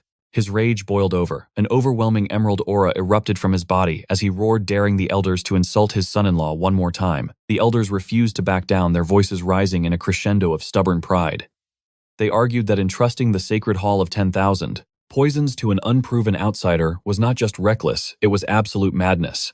Patriarch Muzong countered coldly, declaring his word was absolute law. While the heavy atmosphere crushed the room, Hu watched Soryang with trembling eyes, whispering a soft apology. Soryang, however, found it amusing. Why was she worrying about him when these old fossils were the ones courting disaster? The tension shattered when Soryang finally stepped forward. "Excuse me," he drawled, sorry to interrupt this delightful family roast session. He proposed a simple wager since the root of their fear was his competence. He would strip away their excuses by demonstrating his power firsthand. He declared he would resolve the deadlock with the Sichuan City Lord personally. Huayan hissed, asking what kind of game he was playing, but Soryang ignored him. He wasn't usually one to stir up trouble, but he refused to let anyone threaten his peaceful life as a pet dad. His casual confidence struck a nerve, igniting the elders' fury like dry tinder. They exploded into a lecture, demanding to know if he even understood the gravity of the city lord's letter. They mocked him as a nameless nobody, threatening to drag him before the clan head for punishment. This was their chance to push for a political marriage with the powerful Moyoung martial clan instead. Hearing these senile complaints, Chilshin's wife felt her patience snapping like a twig. Meanwhile, our protagonist found the whole spectacle laughable. In his past life as the legendary streamer Spicy Fabri, he commanded an army of over 1 million subscribers and thousands of live viewers. Dealing with toxicity was his specialty. Compared to the vicious trolls of the internet, these grumbling elders were nothing but amateurs. Soryang cut through the noise, pointing out their refusal to acknowledge his status as the true son-in-law. He listed his resume with lethal calm: who saved Lady Who crushed the blood demon, who saved the patriarch himself. He asked if biting the hand that fed them was the honorable way of the Sichuan Tang Clan. It was a verbal, critical hit. Soryang knew this level of hate was child's play compared to his streaming days. It was almost adorable. The elders, realizing their hypocrisy, fell silent, their faces burning with shame. Seeing the young master dismantle them with words alone, the Grand Patriarch smiled, impressed. One elder tried a last-ditch effort, claiming the defeat of Onyang was a fabrication. The Patriarch immediately backed Soryang, slamming a document onto the table. The elder's jaws hit the floor.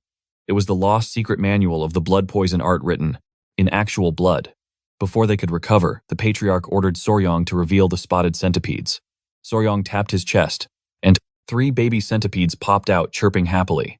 The patriarch explained these were the legendary offspring of the blue spotted centipede, proudly boasting that his son-in-law was the one raising these lethal creatures that could bite an expert to death. The elders stared in disbelief. Meanwhile, the patriarch Soryong and the allies were savoring the elders' terror. A little too much. Chiolshin pointed out that by calling him a young warrior, they still hadn't accepted him into the family. Soryong joked darkly that if his pets got hungry, the elders might end up black and lifeless, just like Onyang. Upon hearing the thinly veiled threat, the old men panicked, scrambling for excuses in a sweat.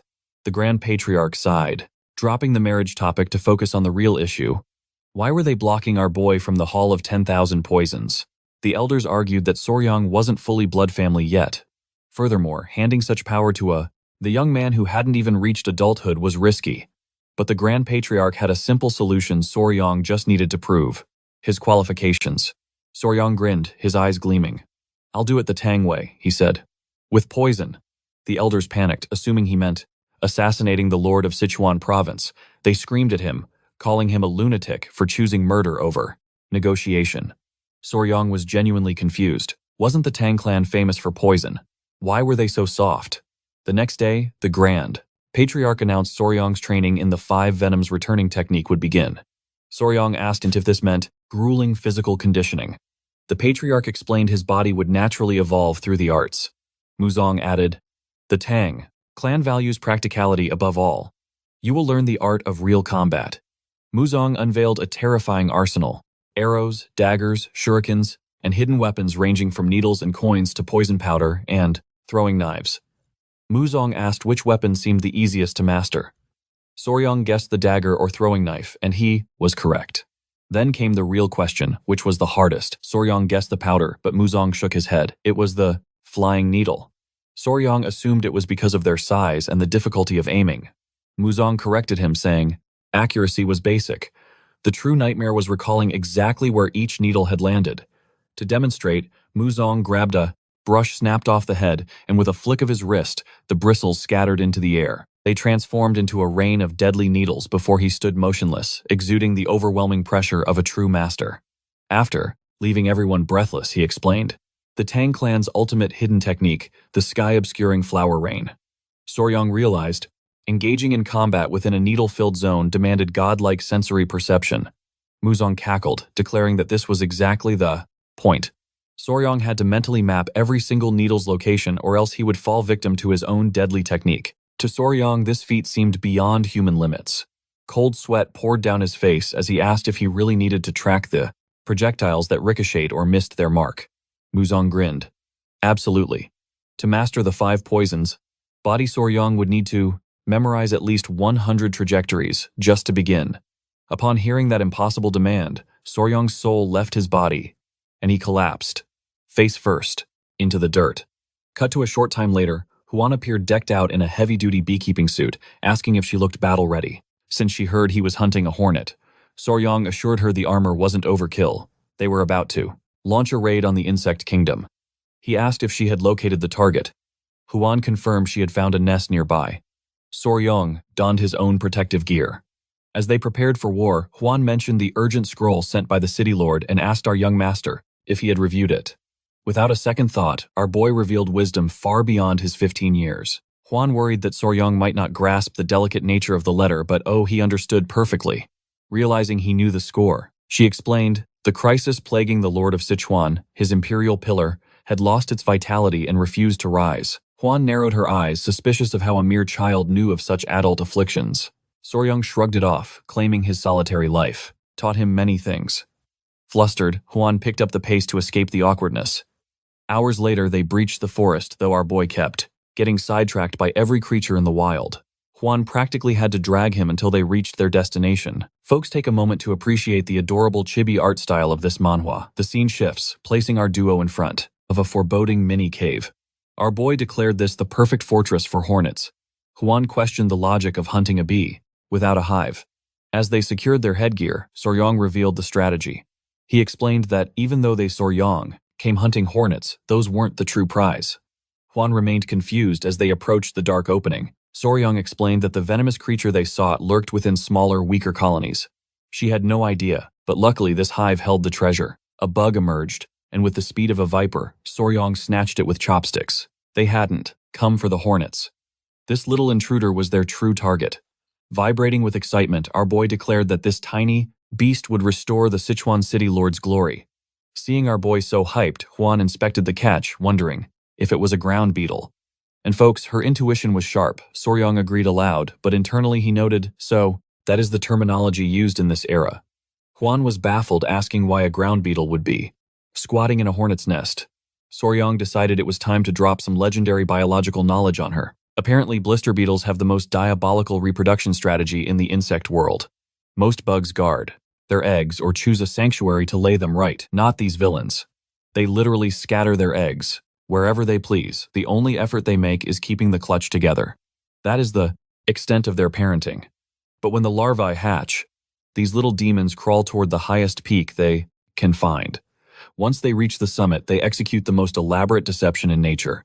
They huddle together, mimicking the shape of a flower. I am talking about a tactical insect unit impersonating a plant. Bees see this flower and think, aha, free pollen, and fly in to investigate. The second a bee gets close, enough, the swarm of larvae launches onto the host's body. Checkmate. The bee's entire nest becomes their conquest. Soryang wasn't sure why they preferred giant hornet nests, but apparently it is the perfect training ground for these parasitic invaders. Huan felt pity for the hornets, but Soryang shrugged. That is the cruelty of nature. Then Huan recalled rumors that these bugs could burn skin and even kill if consumed. Soryang confirmed it gravely. The orange ichor from blister beetles contains a toxic agent called cantharidin.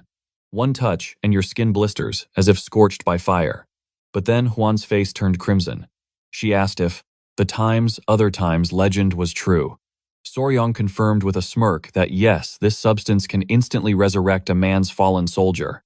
Huan was so mortified, she snapped. Class dismissed. She ordered him to hurry back to the Hall of 10,000 Poisons. Soryang wanted to hunt more, but the mission came first. Back at the base, he began instructing the warriors on the delicate art of refinement. Soryang commanded them to focus. Dry the beetle, grind it into a fine dust. And remember, 1/10 of that powder is lethal poison. If a patient takes it for 3 months, they are doomed. He explained that at 3/10 of a times, mo times, per times guan, times of body weight, half the people who ingest it will meet the Grim Reaper. The young master demands absolute precision. 1/10 of a mole of the toxin equating to exactly 10 drops of essence. For the scholars among us, 1 mo is 3.75 milligrams, while 1 guan is 3.75 kilograms. Soryang asks if they follow the logic, but behind his stoic mask, his brain is practically melting from the mental gymnastics. The warrior removes his face, covering eyes wide with awe. He never fathomed the young master possessed such divine intellect. With a bow, the warrior vows to execute the order perfectly. Soryang simply nods, saying, I leave it in your capable hands. Cut to the patriarch's quarters. Having heard the rumors, Mong contemplates auditing the entire Tang Clan's poison vault. He cannot stop praising the boy's newfound genius. Huang chimes in, marveling at how Soryang calculated the lethal dose, down to the droplet. It was nothing short of alchemy. Muzong admits he thought he had mastered the poison Dao, but Soryang has ascended to a realm beyond his understanding. Every revelation about the boy proves he is a dragon amongst men. Muzong turns his gaze to Wayne, teasingly asking if her heart beats faster for him now. Her face explodes into a crimson flush, regretting her past harshness. Muzong smiles gently, telling her that atonement begins with her actions from this day forth. The topic shifts to the trial phase. How will they verify the elixir? Wan turns redder than a sunset, mentioning the arrogance of the branch family elders. Soryang smirks, jokingly suggesting they feed it to the old coots to see if they get rock hard. Muzong's jaw hits the floor, but shock quickly turns to roaring laughter. It is a devilishly hilarious idea. The following dawn, the clan gathers in the Great Hall. The elders sit on their high horses, radiating skepticism. A subordinate presents a wooden box, explaining Soryang mixed the beetle powder with sweet licorice and honey to mask the bitterness. Soryang notes the warrior's attention to detail, confirming the preparation is flawless, but the atmosphere remains tense. The elders scoff, their voices dripping with disdain. What miracles can a child perform? The patriarch silences the room with a glare, demanding Soryang explain his verification method. Soryang feigns innocence, acting as if the answer is obvious.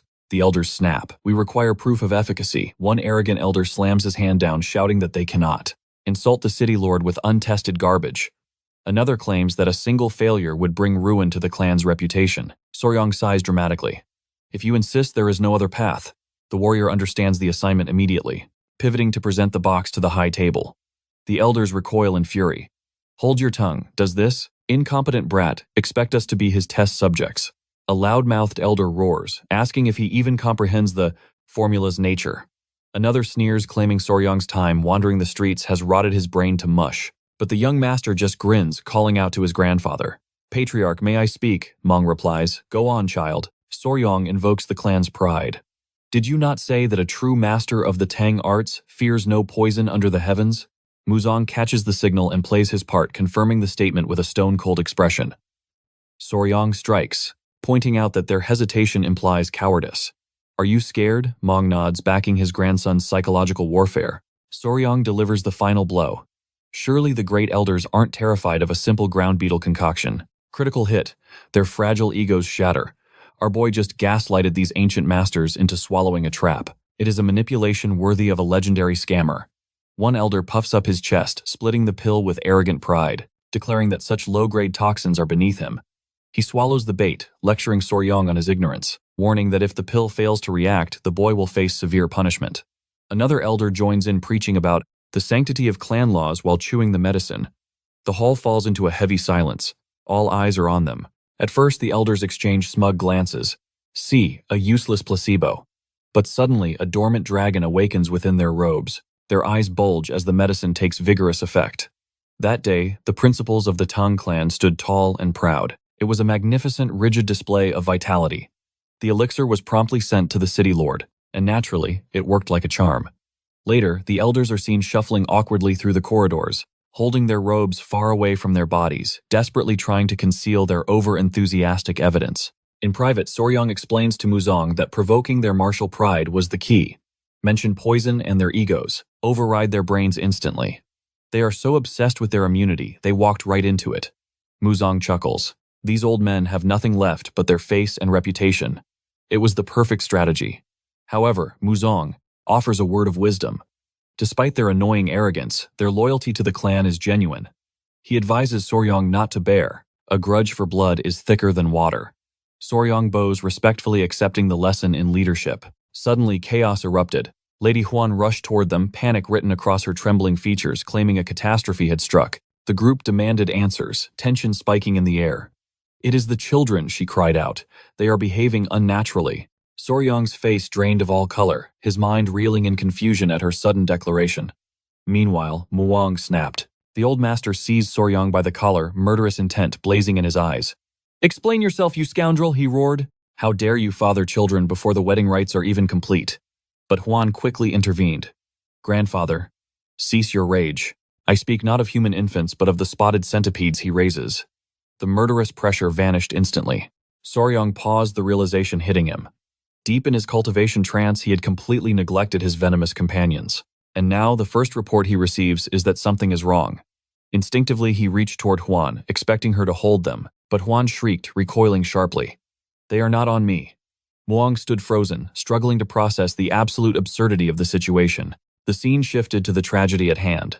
The 3 blue-spotted centipedes lay motionless. Their vibrant scales turned to the color of dried earth. They looked like withered husks clinging to life by a thread.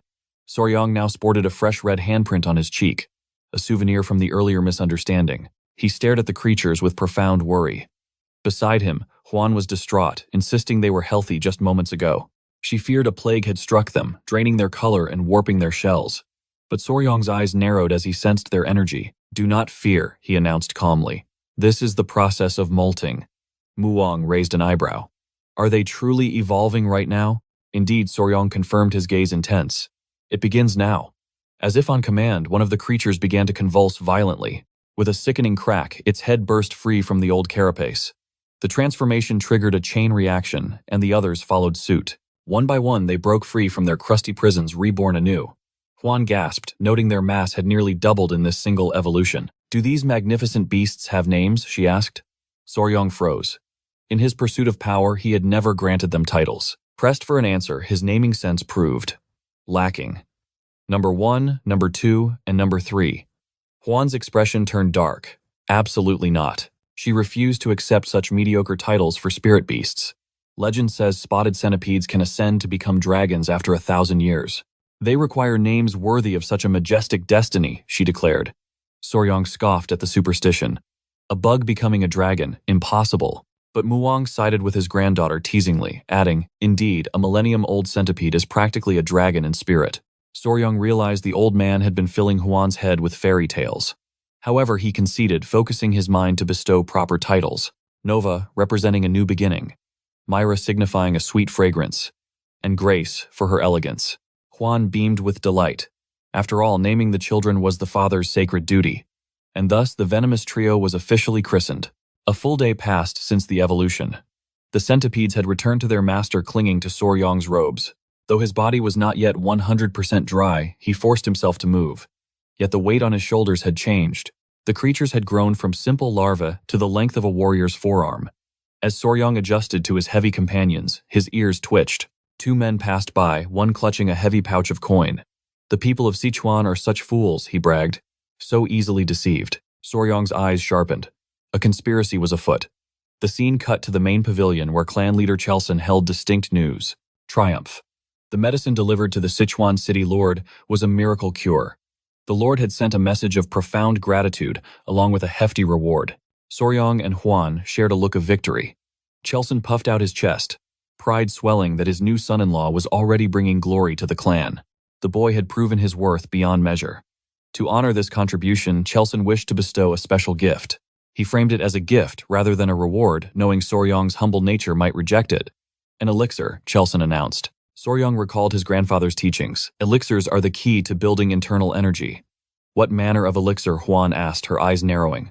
Chelson waved his hand casually. It is merely the honey of the golden-haired king bee. Soryong blinked.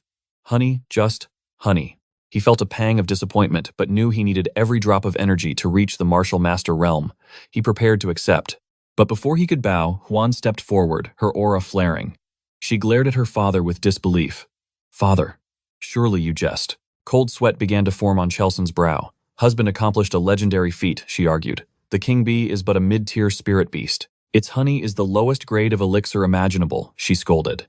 She was not merely a daughter now. She was defending her husband's honor. He deserves a treasure worth a year of cultivation, not this 2-month trifle.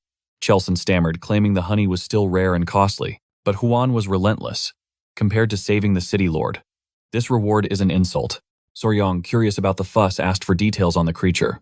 Chelson sighed, defeated. The golden-haired king bee. A venomous beast of the jungle the size of a wild dog. Consuming its essence provides the equivalent of 2 months of deep meditation. Soryong's imagination ran wild, picturing a dog-sized bee. A strange excitement began to bubble within him. Loki trembles in fear, but Hayun snaps him back to reality. She presses her father, and Cholsun clarifies his true intent. It was never about the price. He knew Soryong would want to witness the legendary beast with his own eyes. The young master's spirit ignites. He asks if the rumors are true. Indeed, the patriarch confirms it. To Soryong, this isn't just a harvest. It is a call to destiny. He recalls the expertise from his past life. He practically vibrates with anticipation, marching to the door and proclaiming his absolute mastery over the hive. Cheol-sun smirks. He knew this bait would work. Soryong asks about the golden-haired king bee's majestic form. The patriarch replies dryly, it looks like a bee. Quan sighs at their antics, and the grand expedition begins. Cheol-sun provided premium intelligence, so they expected solitude. However, fate had other plans. Upon arrival, chaos reigns. 2 rival clans are already clashing steel, singing against steel over the prize. They realize the deception. A man with messy hair and a mole sold the same secret to everyone. The clans refused to retreat. Soryong instantly recalls the scammers he overheard in the tea house earlier. Those treacherous rats have been peddling the location to the entire martial world. Rage erupts. A warrior roars. How dare you slight the Sichuan Tang Clan within our own territory? The atmosphere grows heavy. Before Soryong's first mission, Chol-sun delivered a grave warning. Do not tarnish the family honor. Soryong dismisses it casually, but Cheol-sun signals to the shadows. Soryong turns to face the truth. A legion of warriors stands ready. The patriarch reveals that Soryong must command this elite squad. It is time to learn the art of leadership. Soryong screams internally. Isn't this Hwarin's duty? Chol-sun laughs, calling him naive. Since Hua-Rin is his designated partner, he holds supreme authority. The moment the word partner drops, Soryong's face burns crimson. Ha-Yun steps forward with determination. She pledges her faith in him. He promises to try, but inside he is drowning in confusion. Back in the present, the young master asks Wang for counsel. Wang seethes with righteous indignation. How dare they treat the Tang Clan's information so cheaply? Hua-Rin radiates terrifying killing intent. She demands to know who sold the intel. The rival clans freeze, recognizing the notorious poisonous flower. Terror strikes them. They realize a direct descendant of the Tang bloodline stands before them. The Central Wind Sect captain scrambles to kowtow, terrified of offending the Tang family. They flee. The Noble Origin sect also retreats in fear. Even the Jade Ghost Slayers look pale and withdraw. One swears to skin the scammer alive. Soryong finally grasps the immense weight of his family's name. He asks if the danger has passed. Wang shakes his head. The unorthodox factions are persistent. They will not give up so easily. Wang suggests setting a perimeter and keeping a vigilant watch. Soryong looks anxious, but Hua-Rin reassures him. However, his worry is strictly for the bees. Moments later, they spy on the target. The sight is breathtaking. The creatures are unexpectedly adorable. They wear fuzzy golden coats, dancing in and out of the ancient tree. A mesmerizing sight of nature. Soryong is ecstatic to see the golden-haired king bees. He admits it is his first encounter. Their size is majestic. Even the veteran Wang is impressed. But Soryong notices a crucial detail. The colony is small. Hua-Rin asks for clarification. Soryong shifts into expert mode. He explains the hive dynamics. A standard colony boasts 5,000 to 7,000 soldiers. Hua-Rin is shocked he can estimate the numbers without entering. He simply analyzed the traffic flow. Suddenly, Gu-Pei returns from the shadows. He has located the unorthodox group's secret encampment. As predicted, they are lurking on the opposite ridge. They wait for chaos to erupt before striking. Wang decides to wait for nightfall. They will use the Tang Clan's secret mugwort smoke technique. Soryong agrees it is brilliant, but Gu-Pei notes the wind blows toward them, ruining the plan. Soryong's mind races. This is not a setback.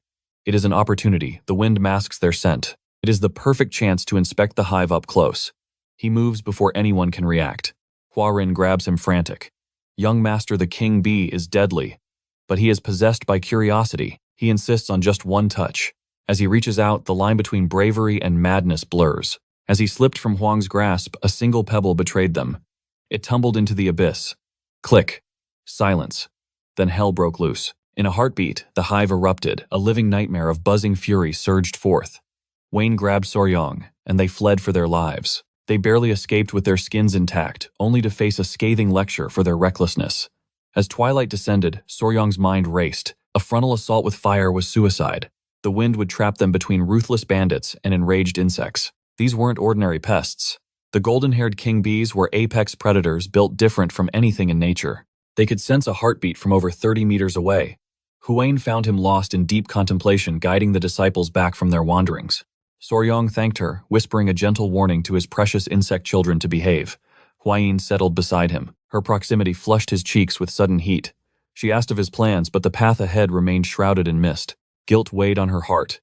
She apologized for the heavy burden she placed on him, unaware that her kindness only added to the pressure. Suddenly, a commotion erupted across the ravine. Monkeys shrieked in panic. Soryong's senses sharpened. Do you smell that? A sickly sweet aroma drifted on the wind. Pheromone's realization struck him like a thunderbolt. Run, we leave now. Before he could explain, Huang hoisted him up like a sack of rice and leaped. They ascended just as the buzzing nightmare arrived. The swarm descended, turning the unsuspecting primates into a gruesome feast. It was a massacre witnessed from the safety of the cliffs. Heinz was bewildered.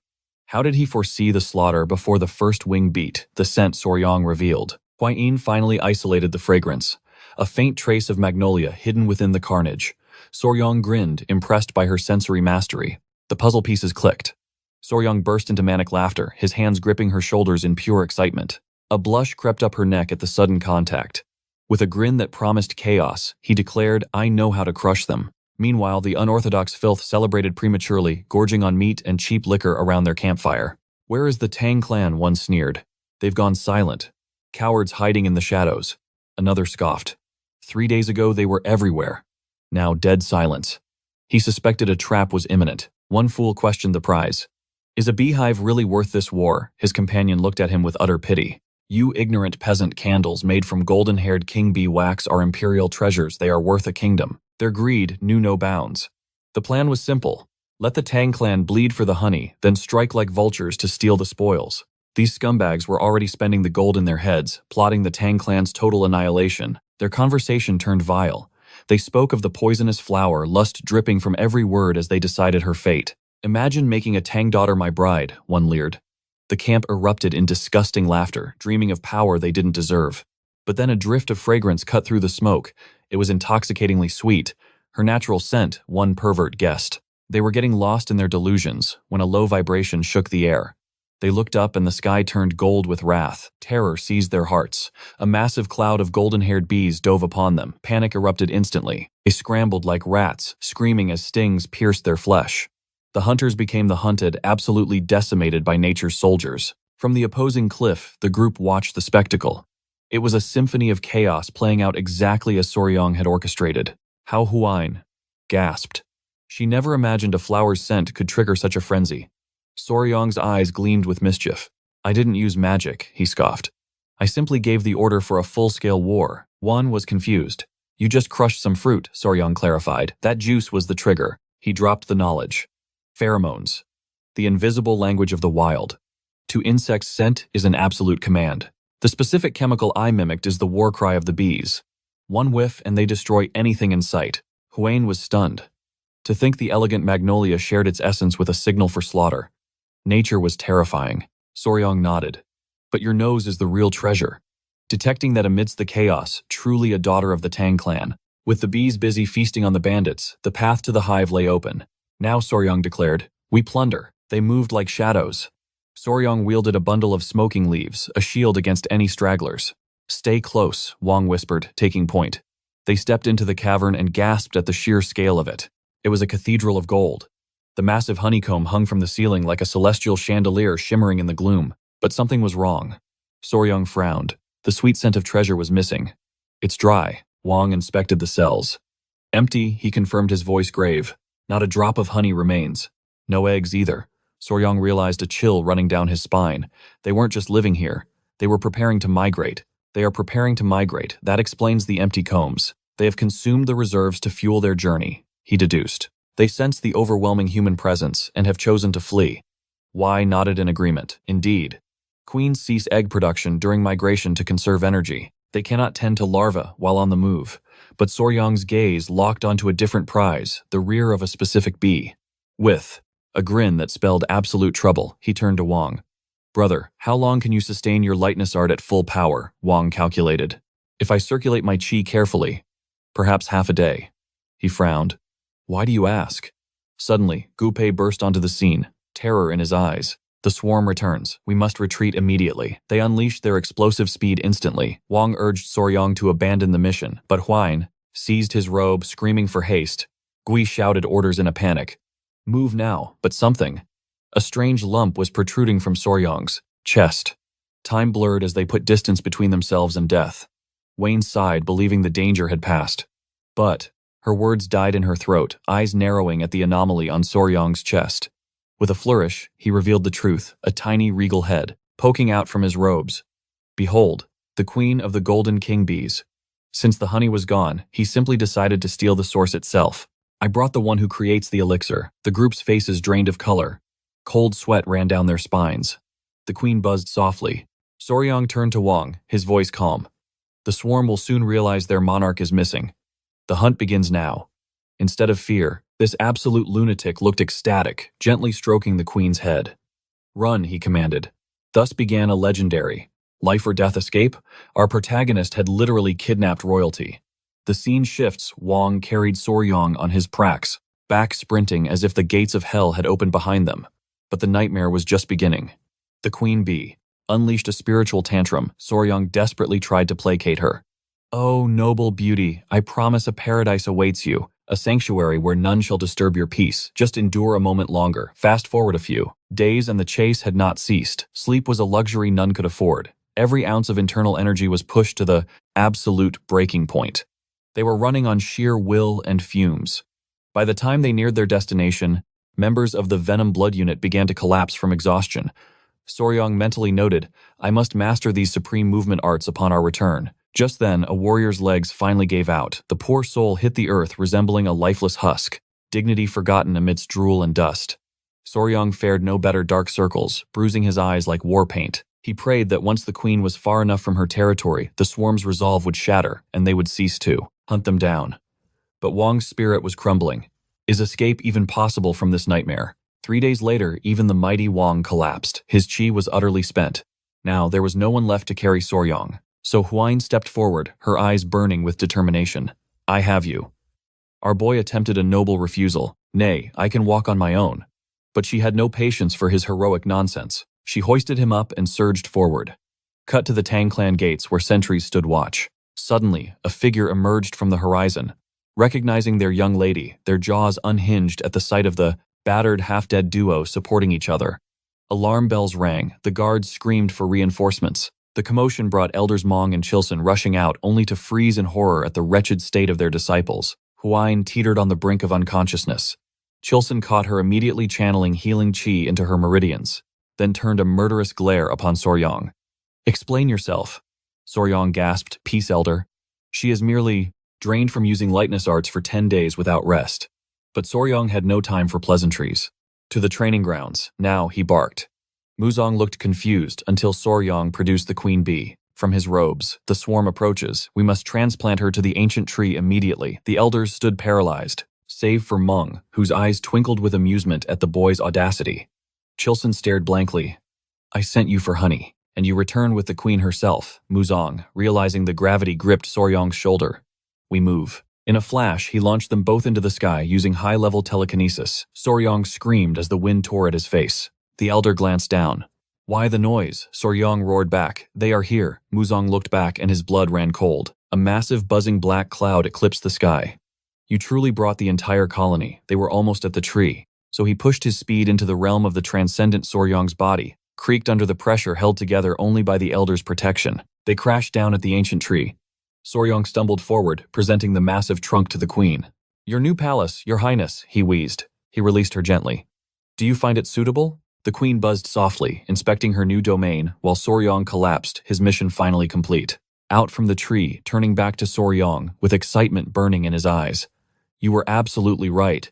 This land is a spiritual paradise. Elder Mong signals the retreat. The swarm is descending. The entire clan gazes up, paralyzed by the shadow of the colossal colony, blotting out the sky. The queen bee issues her command, and the legion dives straight for the ancient tree. Muzong stands frozen, completely awestruck. In all his decades of martial arts, he has never witnessed a spectacle of this magnitude. The migration is a success. Moments later, these beast-sized insects are devouring the sugar water like it is the nectar of the gods. Their vitality surges with every drop. After all, the strongest alliances are forged over a shared meal. They are fortunate this era possesses the luxury of refined sugar. Soryong prays this feast calms their aggression, hoping they will finally accept him as their true master. Suddenly, a realization strikes Soryong like a lightning bolt. He forgot something crucial. Chels and Elder Muzong shoot him suspicious glares demanding an explanation. Soryong's voice trembles as he asks about the others. Chels is furious that he is only remembering them now, but assures him they were taken to the medical wing. Then the horrific question arises, did they really use high-speed movement arts the entire journey while being hunted by a swarm?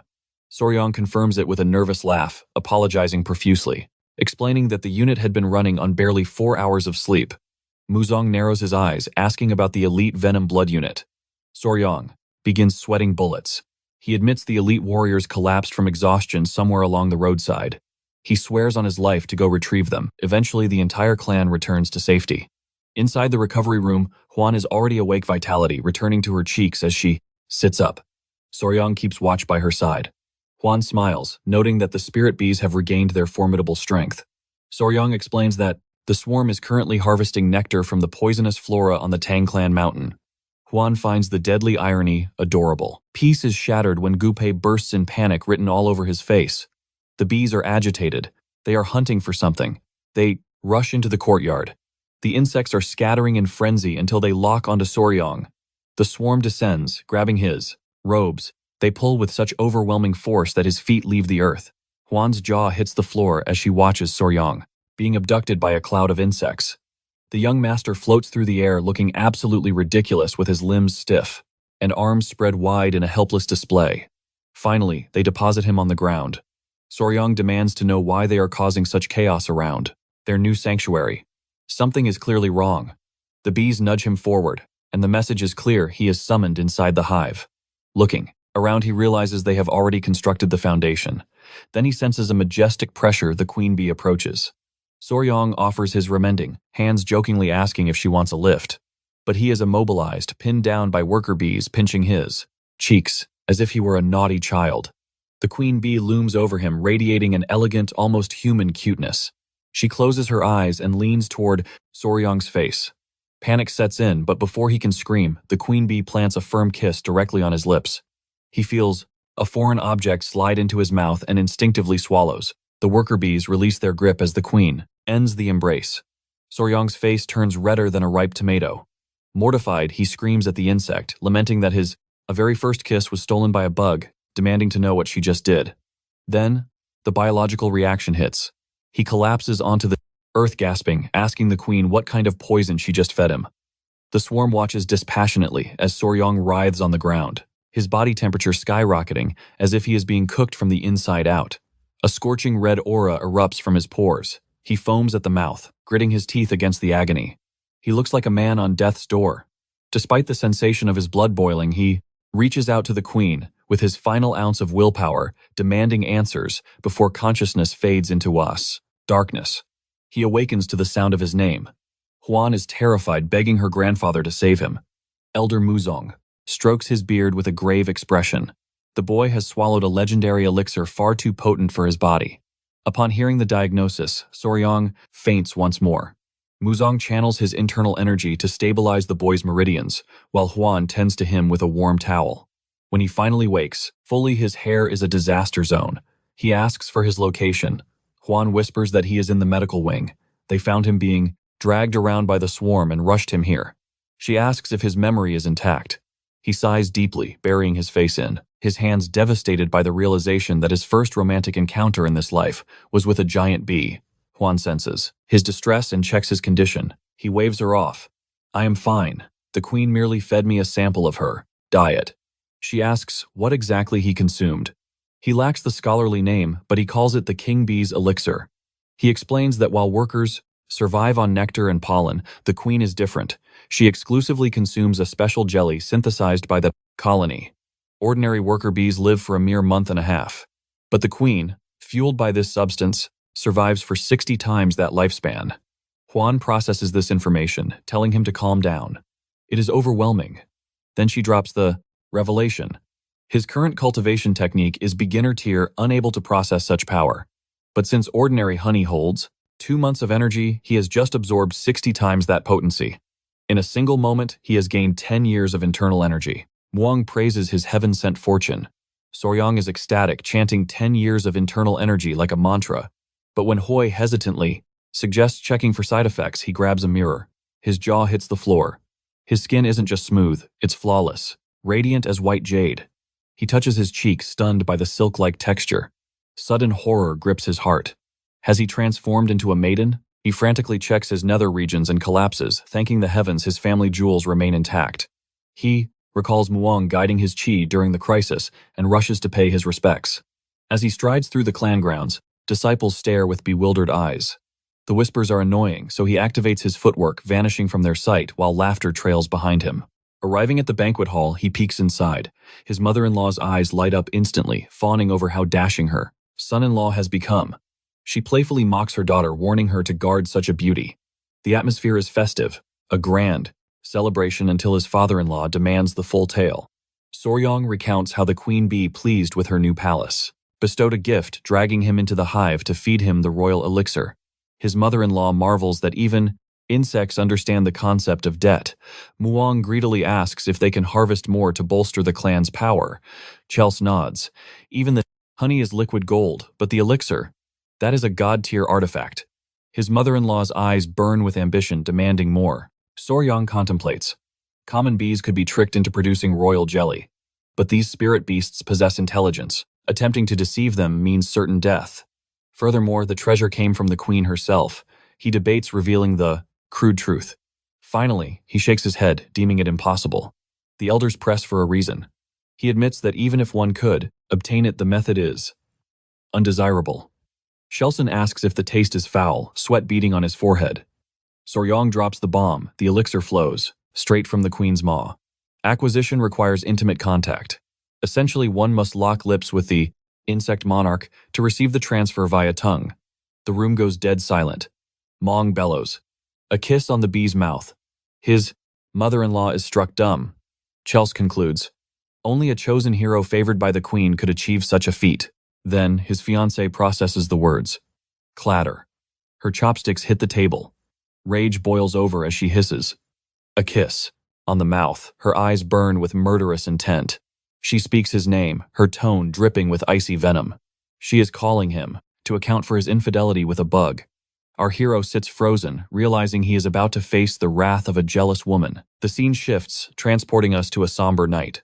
Moonlight dances upon the river, near a solitary temple, illuminating a figure with heavily scarred hands gazing into the abyss. This is Ju Janghak, leader of the Murim alliance, the legendary Emperor of the Fist. As he meditates on the view, a voice interrupts, announcing, refreshments. He grants permission. A voluptuous servant enters bearing the rare white dew tea from Zish. The Emperor pauses, pleasantly surprised to see the flavor of his homeland. But just as the aroma fills the air and he prepares his first sip, another knock shatters the moment. It is the military advisor Jin Hu. The Emperor lowers his cup, brow furrowed at the late intrusion, but allows entry. Enter Jin Hu. A handsome scholar with flowing hair steps in, bowing deeply for the disturbance. He bears critical intelligence from the Tang Clan. The Emperor waves off the apology. Haste implies gravity. Jin Hu places a blood-red clasped scroll on the table. The report is grim. Eunyoung has been beheaded by the Tang Clan and they have seized his secret poison manual. Fury erupts. The Emperor crushes the porcelain cup to dust. He roars, demanding to know how they obtained the forbidden text. Jin Hu calmly explains after Eunyoung was humiliated by the Poison King, he vanished, seeking refuge on Hainan Island. Then, with a chillingly enthusiastic smile, the advisor reveals the twist. It seems a young warrior commanding an army of venomous beasts slew Eunyoung. The Emperor is stunned. Never, in history, has someone controlled poison creatures, like soldiers. Jin Hu sits, promising a tale the leader cannot afford to miss. But in the shadows, the servant glares at him, emitting a suffocating heavy pressure. Cut to the Tang Clan's Grand Hall. Soryong Huyan, her mother, and the great patriarch are assembled. An elder demands to know if clan secrets were sold to outsiders. Another elder slams his fist, furious that their reputation is being dragged through the mud. Soryong whispers to Huyan, puzzled by the lack of harsh words toward his father-in-law. She smiles, assuring him this is standard politics. The patriarch acknowledges the stain on their honor. The collateral. Elders are enraged, but blood is thicker than water. He has already begun the inquiry and will march to Yingguan personally. 1. Elder inquires which toxin will rain down upon their enemies. The patriarch casually lists the soul-destroying poison, the blood-melting toxin, and the intestine-necrotizing poison. His eyes shine not with mercy, but with pure, unadulterated malice, as an agonizing death where blood burns and viscera melt. He intends to finish them with the dreaded 7-step soul-snatching poison. Soryong stood frozen in shock. This concoction was not mere poison, it was a masterpiece of assassination.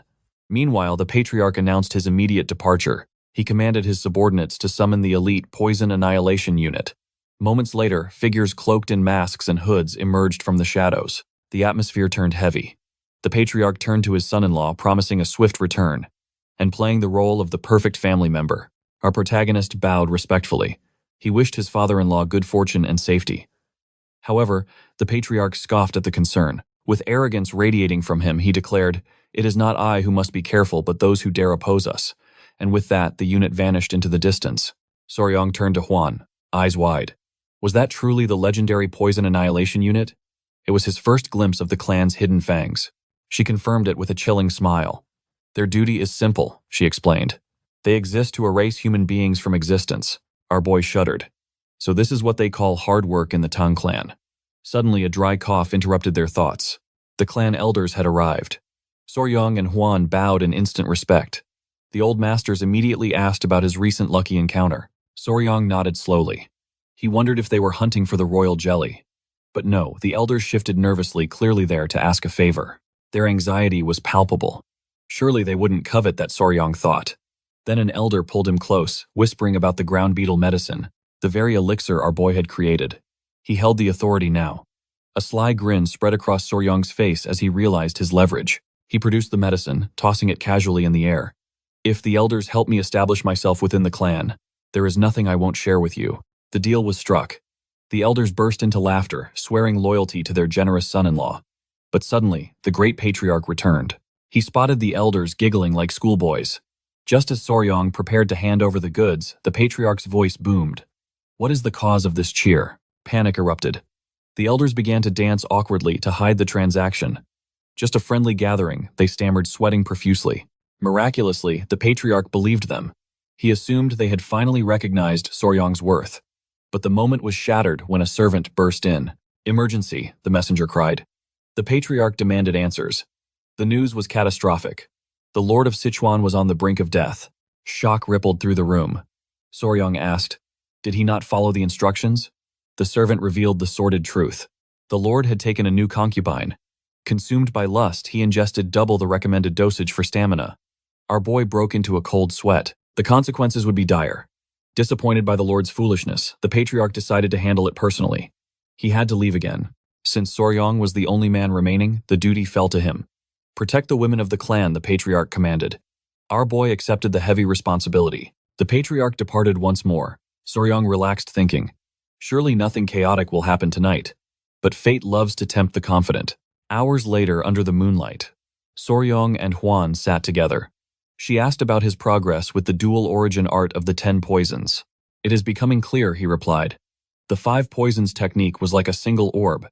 But this feels like a twin-engine beast roaring inside me. Hwan realized the implication. He had achieved poison tolerance.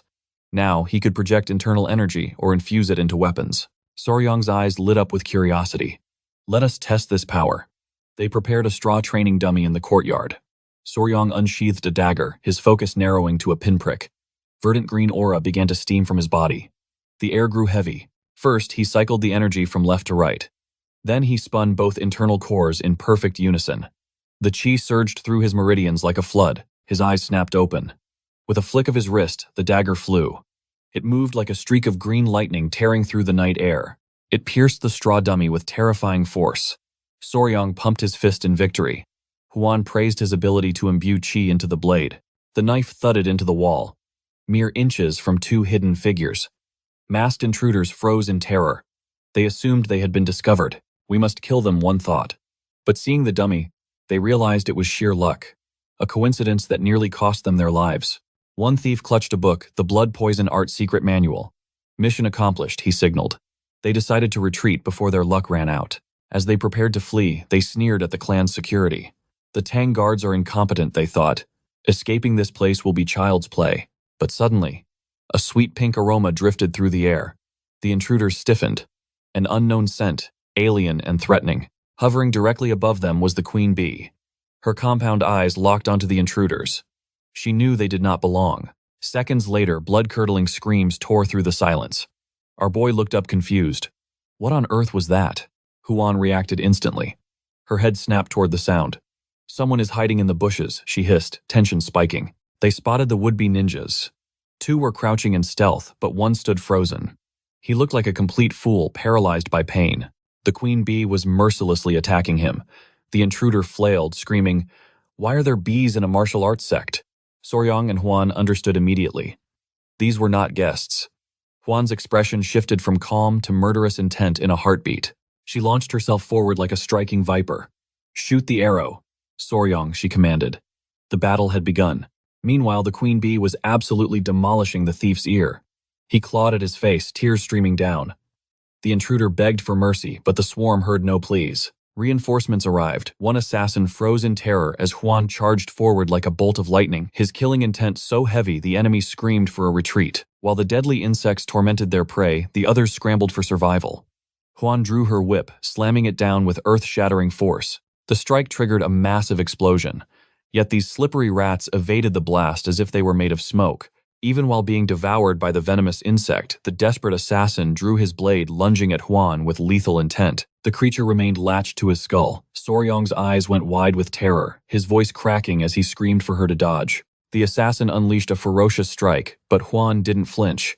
She deflected the blow with the ease of a grandmaster swatting a fly. Before his brain could even register the block, her counter was already in motion. Whip to the face. The impact detonated like a bomb. The blast sent the insect flying, and the assassin crashing into the dirt while she landed softly, radiating the cool composure of a true warrior. Soryong stood there, jaw unhinged in awe, but Huan simply brushed it off. Suddenly, a sinister, malevolent energy began to seep from the fallen enemy. The venomous queen landed on Soryong's shoulder, freezing him in place as he wondered if the fallen man still drew breath. In mere seconds, his life force vanished. He had crushed a suicide poison pill between his teeth, a warrior taking his secrets to the grave. There was no time to rest. She ordered the hunt to continue, commanding Soryong to join forces with Gupe and the elite Venom blood unit. Under the cover of darkness, the chase intensified. Soryong Pai and the clan warriors tore through the forest like wolves on the scent, but Soryong was lagging, sweat pouring like rain. Desperate to keep up, he engaged his movement technique, stomping with too much force. The earth shattered beneath him. He sank into the soil, screaming in panic as a swarm of centipedes poured from his robes. Pai spun around, bewildered by the commotion. Soryong had literally collapsed the ground, creating a massive crater in his wake. They hauled him out, but terror struck again. Below them, a writhing pit of emerald vipers stared back with cold, reptilian eyes. Pai realized the danger immediately. They had disturbed a snake nest during mating season. One wrong move meant death. Soryong cursed his clumsiness, realizing the delay could be fatal. The smell of rain filled the air. They had to move, and fast. Ahead, the masked intruders hit a wall, a sheer rocky mountain blocking their path. Thunder rolled across the sky like the drums of war. Lightning flashed as Pai and his unit emerged from the shadows, encircling their prey. "Your journey ends here," Pai declared, cold as ice. Steel sang as the Venom blood unit drew their blades. The ninjas responded in kind, and the forest erupted into a violent melee. One assassin moved with supernatural speed, landing a crushing kick. Amidst the chaos, Pai seized the opening for a lethal ambush. The enemy dodged, but Pai unleashed the triple mirage kill. He hurled a kunai that detonated midair, splitting into 3 deadly projectiles. The assassin parried 2, but the third buried itself in his shoulder. Pai scoffed, noting how the rain had diluted the venom. Pure luck was the only thing keeping the foe alive. Suddenly, a chilling laugh echoed through the valley. "Pathetic insects," a voice boomed, freezing the blood of every warrior present. An elder descended from the peaks, landing with force that pulverized the bedrock. A suffocating, murderous aura rolled off him in waves. Pai instinctively recoiled. This was a supreme martial arts master. He screamed for his unit to retreat immediately. The monster ignored them, turning to his subordinate. The assassin produced a tome, trembling as he explained it was merely a copy of the yin-yang forbidden manual. Soryong's heart stopped.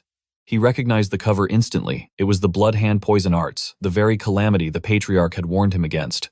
The elder scanned the pages, a grotesque grin spreading across his face. The air grew heavy with impending doom. Pai demanded the intruder's identity, but was treated like air. The old man muttered that while formulas were missing, the power within was sufficient. He snapped the book shut. "This will suffice to herald my return," he declared, before casually ordering the slaughter of everyone present. The monster, Bloody Glory, cracked his knuckles. He extended a hand toward a corpse, and crimson energy began to swirl. It was a nightmare made real. Blood erupted from the fallen body, streaming into his palm like a living river. Pai watched in paralyzed horror. Soryong's mind reeled at the sight of the forbidden art. The assassin's eyes glowed crimson as he absorbed the vital essence. The kunai was expelled from his flesh, and the wound knit itself together instantly. It was as if the injury had never existed. Gathering a sphere of destructive energy, the elder unveiled his true name, Lord Chiank, the Bloodhawk Dagger Claw of the demonic blood cult. Realizing death was knocking, Soryong gripped his kunai. The atmosphere screamed of danger, but he steeled himself for the clash. Lord Chiank's predatory gaze locked onto him. He licked his lips, musing on how long it had been since he tasted the vibrant blood of youth. The demon pocketed the stolen manual. "Capture the Tang Clan members," he commanded. "The harvest has begun, and I thirst for fresh essence." The assassin nodded, and together with his master, they launched a terrifying assault on Soryong's trembling squad. Pai's expression darkened to pure resolve. He raised his weapon and roared, "Engage. Execute the 5-position annihilation formation now." Guan launches himself skyward, radiating a suffocating killing intent. He cackles like a demon from the abyss, daring Pai to even attempt an intercept. The tension snaps like a twig.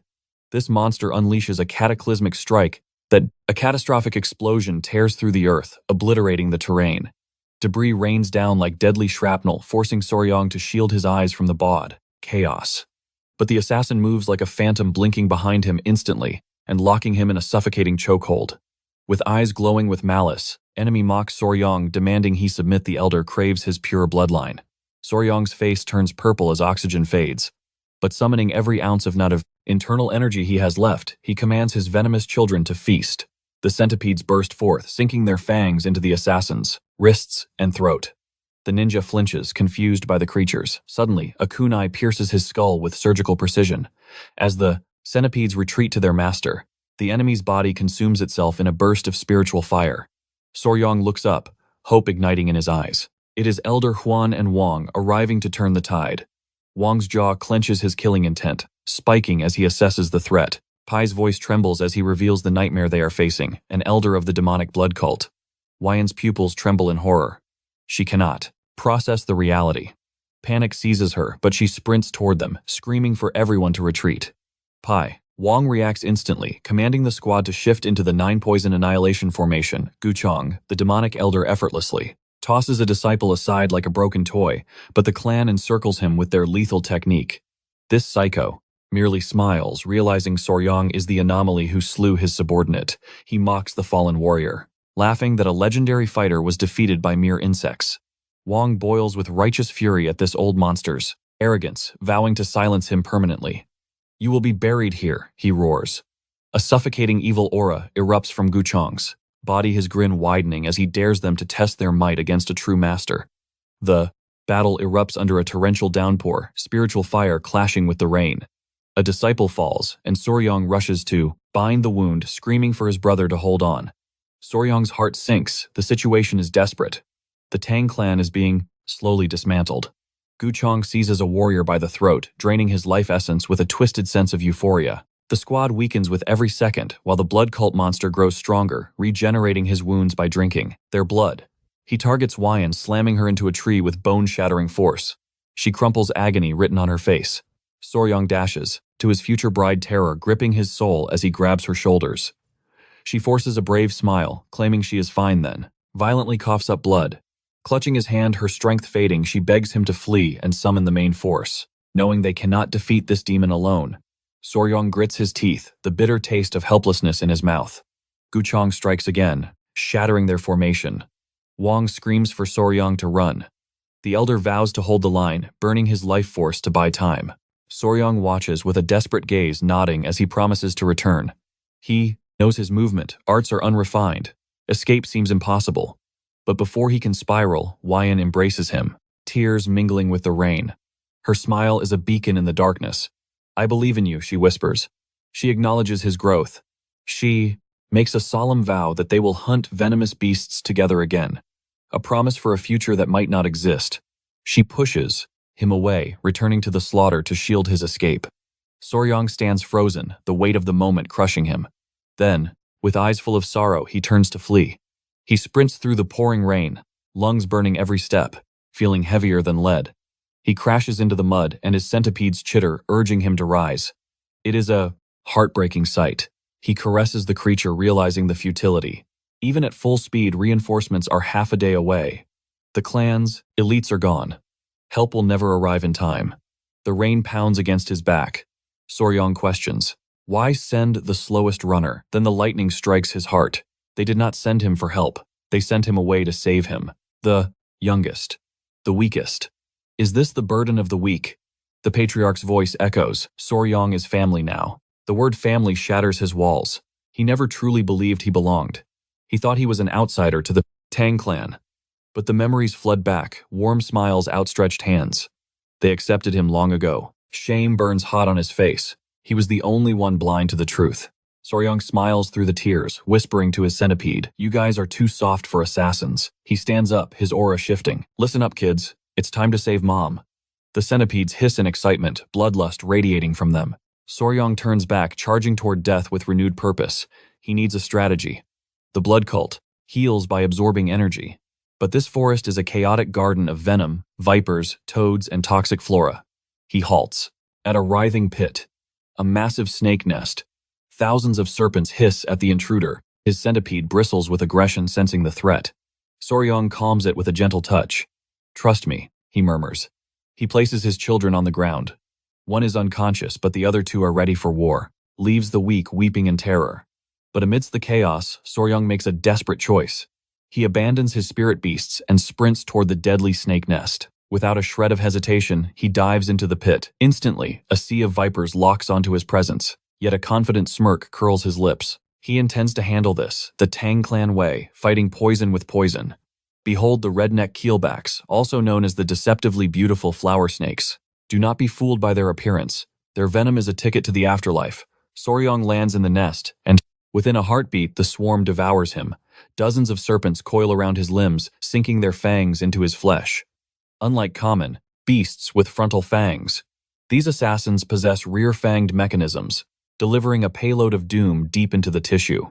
It is a difficult bite to land, but in terms of sheer toxicity, they reign supreme as the deadliest land vipers in all of East Asia. Soryang sweats profusely, yet that maniacal grin remains. He silently begs them to bite harder. One finally pierces his hand, and he grits his teeth against the agony. The potency here exceeds even the Black Mamba. However, the Tang Clan's poisonous internal arts rise. To meet the threat metabolizing the toxin, his centipede babies peek out from their hiding spot, trembling for their master. Soryang commands them to stay back. He plans to escape the pit momentarily. His limbs are now a canvas of toxic bites, and he calculates that his blood is sufficiently poisoned. But as he attempts to retreat, his body refuses to obey. The serpents have anchored him down, coiling tight like living chains. Panic begins to set in. This was not in the strategy. Suddenly, the loyal centipedes dive into the fart, frail landing on his head and shoulders to defend him. One beast roars with fury. A viper hisses back, only fueling the centipedes. Rage. The tiny warrior launches itself, sinking its mandibles into the snake and slamming it into the earth with monstrous force. Soryang watches in awe as his spirit beast dominates the battlefield. The centipede stands victorious, eyes shining with pride. Soryang thanks it for the rescue, crouching down to comfort the worried creatures. He gently pets its head, acknowledging their bond. The little guardian climbs onto his crown and rests. With a renewed smile, Soryang decides it is time to return to the real war. Back on the front lines, Haeyun stands on her last legs, but her fighting spirit remains unbroken. Allied warriors lie scattered in the dust. Guan seizes another victim by the throat, draining his life essence to replenish his own power. Haeyun realizes that total annihilation is imminent. Foam spills from the victim's mouth as this monster sucks him dry. Guan's eyes glow with malice as he sneers. This is far too easy. He begins to mock their feeble resistance, asking if any worthy challengers remain. Haeyun grips her whip, refusing to flee. She will hold the line, praying Soryang has escaped to safety. She commands the survivors to maintain formation and watch the enemy. Suddenly, an elder steps forward, grim determination on his face. He implores Haeyun to abandon them and escape with Soryang. Her eyes widen and she rejects the idea instantly. The clan members argue back. A direct descendant cannot flee while her family bleeds. If they cannot save her, they cannot face their ancestors. Guan interrupts the tragedy, claiming he would be terribly bored if his toys escaped. He descends with a wicked grin, vowing that if Haeyun runs, he will turn the Tang Clan into a living hell to announce the return of the blood cult. The elder realizes with horror that this demon never intended to let a single soul survive. Haeyun swears with blazing eyes that she will claim at least one of his arms before she dies. The others nod in solidarity. But then a voice echoes from the shadows. Correct. A clan member never abandons their own. Everyone spins around. Haeyun's jaw drops in disbelief.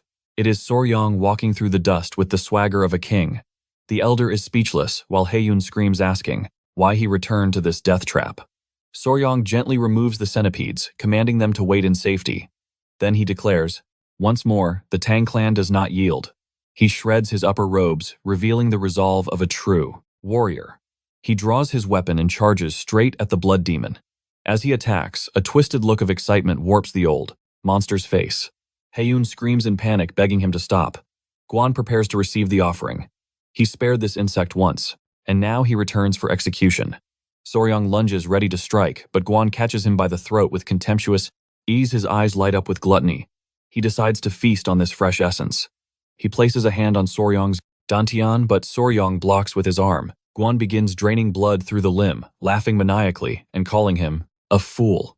Soryang screams in agony. Haeyun and P lose their minds, screaming for everyone to intervene. While Guan gorges on the blood, savoring the taste, Pai and Haeyun rush forward, but before they can reach him, the demon stomps the earth, releasing Soryang and unleashing a cataclysmic blood wave. The ground shatters, blasting everyone backward with overwhelming force. Miraculously, Heiyun catches Soryang's falling body. Guan, now overflowing with stolen power, smiles arrogantly. He mocks their hidden weapons, as mere toys. Thanks to this fool's offering, he gloats, I have crushed you all. As Soryang loses consciousness, the true gamble begins, desperately trying to wake him up. However, as a twisted parting gift, Gu decides to grant him a swift death. She pulls him into a suffocating embrace. But Soryang is, having absolutely none of it. He coughs, his eyelids fluttering open. Drool spills from Guunk's slack jaw as he turns as red as a screams in terror, demanding to know what curse Soryang has inflicted upon him. His hair withers and falls like dead leaves in winter, and his vitality drains away. With eyes wide with primal fear, he realizes the horrifying truth. It is a poison that devours life energy itself. His strength evaporates, leaving his body trembling uncontrollably. As panic consumes his mind, he stammers that this is impossible. The supreme arts of the blood cult should be impervious to such toxins, yet the poison spreads. The elder claws at his own face, descending into madness as his reality shatters before him. He roars, demanding to know the true identity of this monster named Soryang.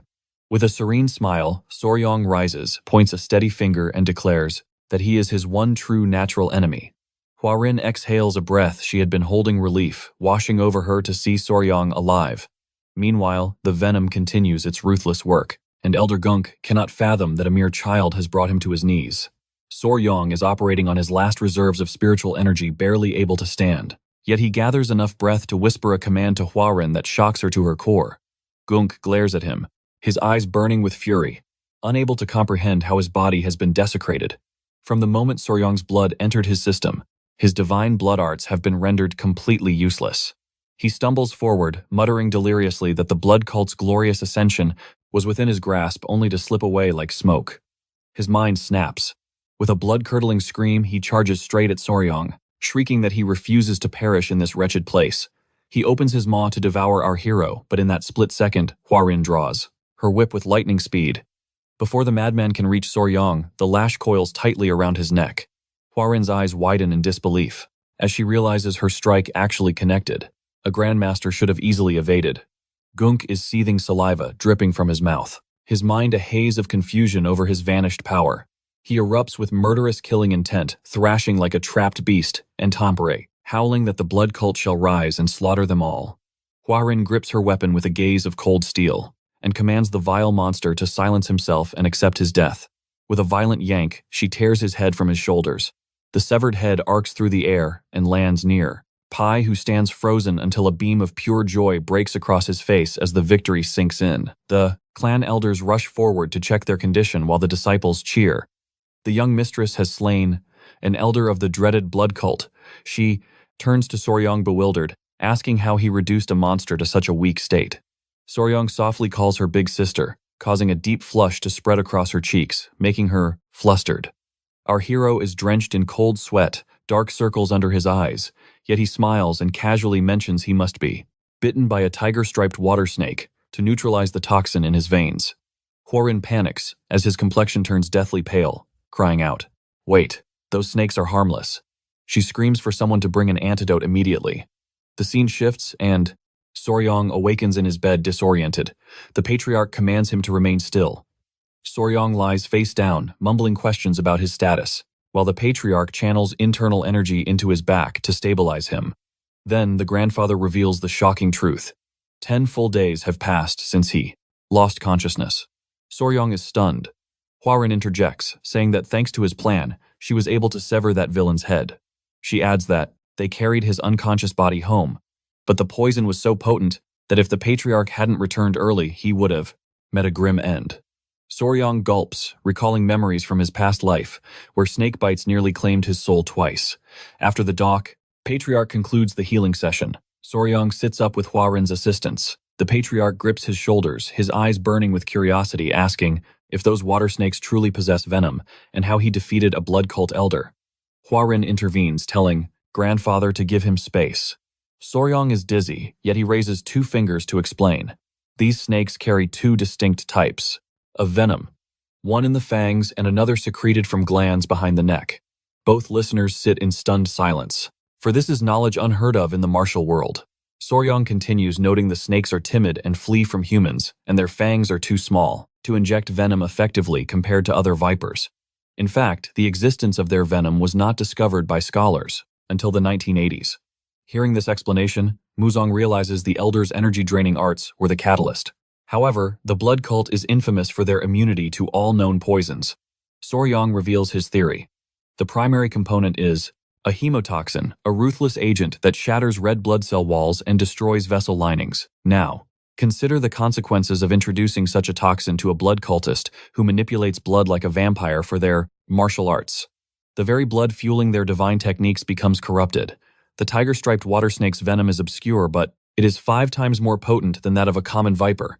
Amplify it with yin qi, and it transforms into a weapon of mass destruction. Hearing this, the patriarch's eyes widen in shock, unable to believe such a deadly creature lurks near Sichuan. Huarin gazes at Soryong with absolute admiration. Grandfather clears his throat, smiling as he recalls the blood cult elder declaring Soryong to be his natural enemy. Soryong flinches, embarrassed, feeling that such a title sounds like something from a heroic legend. He hides his blushing face beneath the blanket. They both place comforting hands on his shoulders, affirming natural enemy is a fitting title for you, completely nullified his dark powers. The patriarch thanks him solemnly for protecting the clan and clenches, his fist clenched in fury. They dared attack in his absence. He swore to annihilate them. Soryong agreed. Total destruction was the only option. The blood cult would fall. The key to victory lay in the lethal venom of the tiger-striped water snake. Soryong's eyes burned, with murderous intent.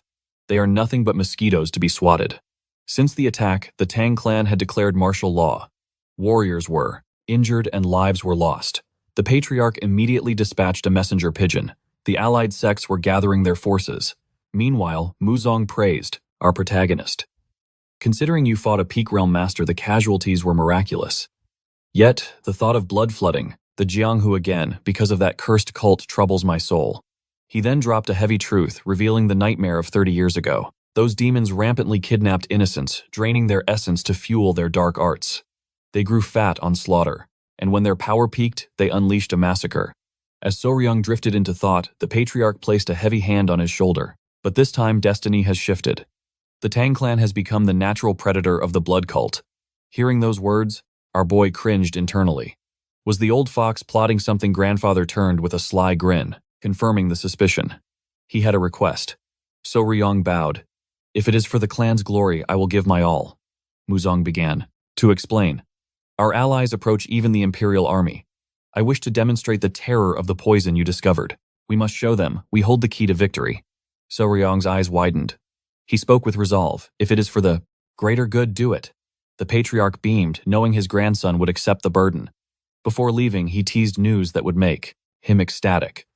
With a benevolent smile, Muzong revealed, the Hall of 10,000 Poisons renovations are complete. Soryong is officially administering it now. Soryong clenched his fists, pure hype surging through him. He imagined drowning in a sea of poisonous beasts. The patriarch added, we also established the Summit Pavilion to mass-produce the tiger-striped snakes. A strong foundation is essential for cultivation. Soryong trembled with excitement. Hours later, he arrived at the hall. It was magnificent, with elite guards at the entrance. He entered a zone marked Toxic Creature Garden. Haun stared, utterly confused. Soryong explained with a grin. It's a sanctuary, a backyard where my poisonous friends can roam free, she stammered nervously. Are you collecting times every asterisk? Venomous creature. Absolutely, he declared. One day I will unite the 10 great venomous creatures. Haun turned red as a tomato and flees like a frightened rat. Moments later, Gupi returns, grinning like a madman. Thanks to our young master, he is now the commander of the poison division. Soryong is baffled. Pei explains that this is a brand new unit forged by the patriarch himself. But looming behind him are several clan disciples. We exist solely to hunt and raise poisonous creatures for you, my liege. Upon hearing those words, Soryong practically started drooling. To our boy, this was like having a dedicated staff for his personal pet shop. The clan was giving him absolute support. His dream was one step closer to reality, cut to a distant location. The messenger pigeon reached its target. A woman with raven black hair retrieved the scroll. She scanned it quickly, then shrugged with cold indifference. So the bastards of the blood cult have returned. Peace is merely a memory now. The scene shifted to the road. A grand procession marched toward the Tang Clan. One of the elders grinned, turning to his lord. "We are nearly at the Tang mansion. Praise the heavens, I can finally crash in a real bed, instead of sleeping in the dirt like a homeless wanderer." Another warrior smiled, picturing soft silk. But the leader remained grave. His journey had been average, and he demanded at least one victory against the blood cult to make it worth it. After a weary march, the majestic gates of the Tang clan loomed before them. The elder was practically bouncing with joy. A sentry on the wall spotted them, his eyes popping out of his skull. He recognized them instantly. "By the gods, it's the delegation from the Murim alliance." Jagal stepped forward, smooth, as silk snapping his fan shut to introduce himself. The guard bowed respectfully. "We are honored." But then, his face twisted into a look of pure panic. "Honored guests, there is something you must know before entering." The elder frowned. "Do we? We need to surrender our weapons." The guard rubbed his chin, looking mortified but summoned his courage. "This sounds insane, but no matter how small the creature, you cannot kill it here, not even a bug." Jagal's mind raced. He imagined a golden Buddha. Had the entire clan converted to pacifism? As the group stood in baffled silence trying to process these rules, our protagonist walked out with his lady. The guests bowed. Jagal spoke smoothly. "It has been quite a while since I saw you, Lady Haun," she replied. "It has been exactly 1 year. Jagal asked, "And where is your grandfather?" Haun explained. "He is out hunting for clues regarding the blood cult." She bowed apologetically for the absence. But this smooth talker immediately went into flattery mode. "Inconvenience impossible. To be received by one of Murim's 3 beauties is the greatest honor, flowers." But in an instant, his sharp gaze pierced the air, locking onto the anomaly standing beside her. With cold suspicion, he demanded the identity of this unknown young man. "Our boy," bowed with perfect etiquette, introducing himself. The courtyard fell into a dead silence. He had declared himself as Wee Soryong. And the crowd whispered in disbelief. "Impossible. How could a nobody claim the Tang daughter?" Soryong silenced them with a single truth. He was her betrothed. Jagal, and the elders stood thunderstruck as if their souls had left their bodies. The visiting warriors felt their sanity crumble. How could one of the Murim's 3 flowers belong to this stranger? To them, his mere existence was an insult, and their killing intent began to rise. These men were not taking it well. Even Jagal could barely mask his burning envy. Snapping his fan open to hide his expression, he suggested they enter quickly. Because at this rate, the elite warriors might lose all reason and challenge Soryong to a deathmatch fueled by pure jealousy. But suddenly, the golden king bees descended from the heavens. Terror seized the crowd as they looked up. The guards instantly formed a defensive wall around Wei Soryong. Others drew their blades, spiritual energy flaring to protect the lady. Soryong panicked not for himself but for them. He frantically begged them to sheathe their weapons immediately. He tried to explain the Tang clan's new laws, but a hot-headed warrior shoved his hand away, rage blinding him. He barked at Soryong to move, boasting that a few insects were no match for their blade arts. Soryong realized words were useless. He couldn't take the ignorance any longer. Pushing the warrior back, his eyes flashed with authority. He revealed the terrifying truth. "I am the one raising them," he commanded. "Everyone to stand down." But the arrogant guests scoffed at his claim. That is until a massive king bee gently landed on Soryong's head. Jagal and the others turned pale, retreating in fear. Yet Soryong simply smiled, his aura calm like still water. He played with the deadly insect as if it were a harmless pup. Hyan watched with an amused grace. The young master stroked the creature, gently whispering commands to spare the guests. Cold sweat ran down the guards' backs as they watched him treat these harbingers of death, like his own children. After the chaos subsided, the group moved indoors. Jagal's gaze lingered on Soryong, his mind racing. He never imagined the survivor from Hainan Island would be the one to tame the poisonous flower. As they walked through the compound, Jagal witnessed a strange dispute. 2 disciples were at each other's throats. A black-haired warrior brandished a jar containing a deadly scorpion, claiming its venom was the true essence of the Tang Clan. An orange-haired disciple countered, revealing a chameleon looking equally furious. He argued his reptile possessed superior camouflage and aesthetics. While the disciples engaged in this petty, beast-taming duel, Jagal felt his reality fracturing. He grabbed Soryong's shoulder, desperation in his voice. "Why we're elite? Warriors acting as nursemaids to insects and beasts," Soryong explained calmly. "This is the venomous creature companionship punishment." Punishment. The answer only deepened Jagal's confusion. Sweating profusely, he asked, "What terrible sin could warrant such a bizarre fate. Soryang recounted the incident from a few nights prior. He had been cultivating with Hyan when a subordinate arrived, his face pale. "We have a crisis," he reported. More than half of the live rats intended as fodder for the tiger-striped water snakes had vanished. Soryang sighed, assuming nature had taken its course. Rodents are fragile, he reasoned. Stress or the mother often claims the weak.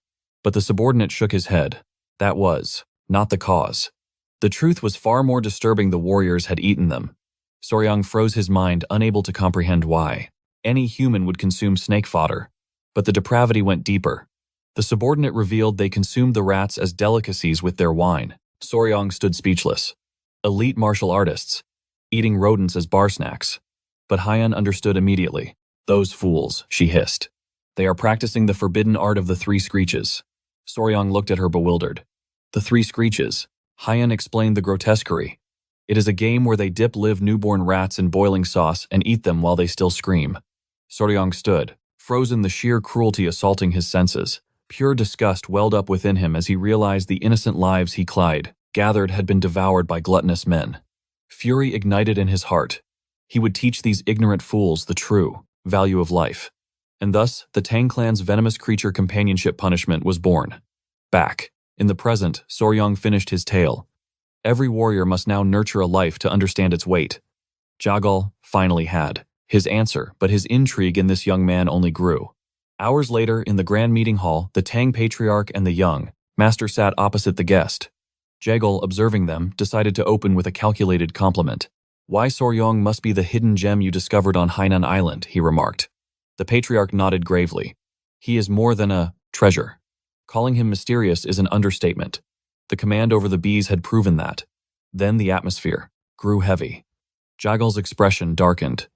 "It is troubling. We have found no traces of the blood cult," he admitted, adding that they could not allow that demonic sect to regain its strength. The patriarch agreed. He turned to Soryang and commanded, "Bring it out." The Lord raised a finger and a shimmering barrier of chi enveloped them. "We cannot risk a single word leaking beyond this room," he warned. Soryang produced a small sealed jar and placed it on the table. Jagal seized it, his heart pounding, and asked, "What kind of heavenly treasure requires a chi barrier just to keep it a secret?" The patriarch reveals the terrifying truth, a poison that dissolves internal energy itself. Jagal scoffs, waving his fan dismissively. Chi-dispersing toxins are common trash in the Murim, he argues. Why seal the room for such a trifle? Seol Young and the patriarch exchange a knowing glance, their smiles sharp as blades. Because the old man whispers, "This venom only targets the demonic blood cult." Jagal's composure shatters, his eyes bulge as he slams his hand down the table, groaning under the force. Is this true? If this is real, it changes the fate of the war. The alliance was crushed during the Great Rebellion 30 years ago, precisely because the cult used similar dirty tactics. The patriarch nods grimly. They all remembered the nightmare righteous martial artists collapsing as their chi evaporated helpless as children. But the cult members, they stood tall, unaffected, and slaughtering the weakened warriors. It was a massacre. Jagal's voice trembles with intensity. How potent is this new strain? The patriarch quotes the alchemist Hua In. It drags a master down to the dirt. She felled a blood cult elder with a single strike. Jagal completely loses his mind. He expected a killing poison, but this, to strip a warrior of their cultivation, is a punishment worse than death. It is a god-tier weapon. He immediately bows his forehead, nearly touching the wood. This gift is beyond price. With this, the alliance can finally stop holding its breath. The grandfather raises a hand. Do not thank me. Thank Seol Young. He is the architect of this miracle. He consumed the poison himself. He baited the elder into absorbing his toxic blood and walked the line of death for 10 agonizing days. Jagal stares in absolute awe. Such suicidal wisdom, such balls of steel. Jagal grips Seol Young's shoulder, overflowing with gratitude. Name your price, Jagal declares. Anything you desire, I will personally demand it from the alliance leader. Seol Young ponders, the tension rising. Then he asks, do you know where I can find venomous bugs? Jagal freezes. What? He wants bug trivia, not divine martial arts, not legendary treasure. As Jagal stands confused, the grandfather bursts into roaring laughter. Jagal realizes this young dragon is truly one of a kind. He pauses, a glint of mischief in his eye. Would you be interested in a mythical stone? Lizard times scene shift times. High in the misty peaks, a long-haired warrior turns to his uncle. We have arrived. They stand upon the legendary Mount Gonga. The nephew trembles with excitement. Everything matches the ancient scrolls. The roaring waterfall, the turtle-shaped boulder, the distant summit piercing the clouds, it is exactly as their ancestors described. Jagal approaches the crystal-clear pool and dips a finger in, instantly recoiling. The cold bites like 1,000 needles. He orders his men to hold position and signals his nephew Chin, "Follow me." Chin's spirit flares. They launch themselves, skipping across the water's surface with light body techniques like true masters of the wind. They reach the waterfall. Jagal scans the area, recalling the map past the turtle, up the sheer cliff near the fist rock. Chin's jaw drops. The records were flawless. They share a silent nod, eyes burning with anticipation. Boom. They breach the entrance. Jagal takes point senses sharp, while Chin vibrates with youthful energy behind him. The cave is a natural garden. The walls are carpeted in rare medicinal roots, and Jagal treads carefully, while Chin looks around like he has found the realm of immortals. Jagal parts the thick vines and their breath catches in their throats. They have reached the sanctum. Sunlight pierces through a hole in the ceiling, bathing the cavern in holy light. The spiritual energy is dense enough to taste. Jagal realizes this is a perfect incubator for divine herbs. His gaze snaps to a radiance in the center. A flower-shaped herb pulsating with power. The century-old snow lotus. A supreme treasure that has absorbed pure extreme yin energy. Chin whispers the plan. "We trade this for the Namgung clan's dark wolf flower." Jagal nods. It is the only way to cure the Namgung daughters' blocked meridians. A simple trade for a 2,000-year-old artifact. Easy, right? Wrong. The moment Jagal reaches out, preference. A sharp whistle cuts the air. His expression darkens instantly. Killing intent explodes from the shadows. Something charges at lightning speed. Jagal snaps his fan open to block times. CLANG*. The beast ricochets off the stone walls like a bolt of living lightning. Chin cries out in terror, but Jagal roars for focus. Watch out, the creature flanks him in a blur. Jagal pivots, deflecting the strike with a master's grace. But something is wrong. Ice instantly encases the tip of his iron fan. He stares at the frost bewildered. Chin can barely track the movement. "Uncle, what are we fighting?" Jagal pauses, sensing the chi signature, and realizes with horror. It is not a spirit. It is a damn lizard. Chin's eyes nearly pop out of his skull, a mere reptile possessing such power. The creature hisses, revealing scales of shimmering azure, ready for round two. Back in the present, Jagal finishes his tale. Sail Young is absolutely thunderstruck, a blue spirit lizard. The rarity of rarities. The grandfather grins, knowing the boy's obsession has been triggered. Deadly, toxic beasts. Jagal lowers his voice, asking with grave seriousness if Soryong is certain the creature poses no threat. But our protagonist. He is practically entranced, eyes shining with a maniacal fascination.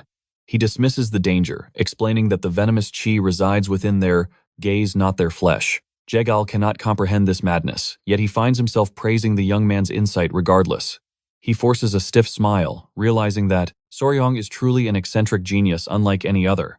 Witnessing this bizarre obsession with lethal poisons, Jagal vows that if he encounters any other rare toxic monstrosities, he will inform Soryong without delay. Soryong's expression explodes into radiance, and he offers his deepest gratitude. The scene shifts to the following day. The patriarch returns, a storm of anxiety clouding his face. He storms into the residence, desperate to confirm Soryong's safety. Inside the main hall, Soryong, Huan Jagal, and the Grand Patriarch are enjoying a moment of tranquility over tea when the Patriarch bursts through the doors.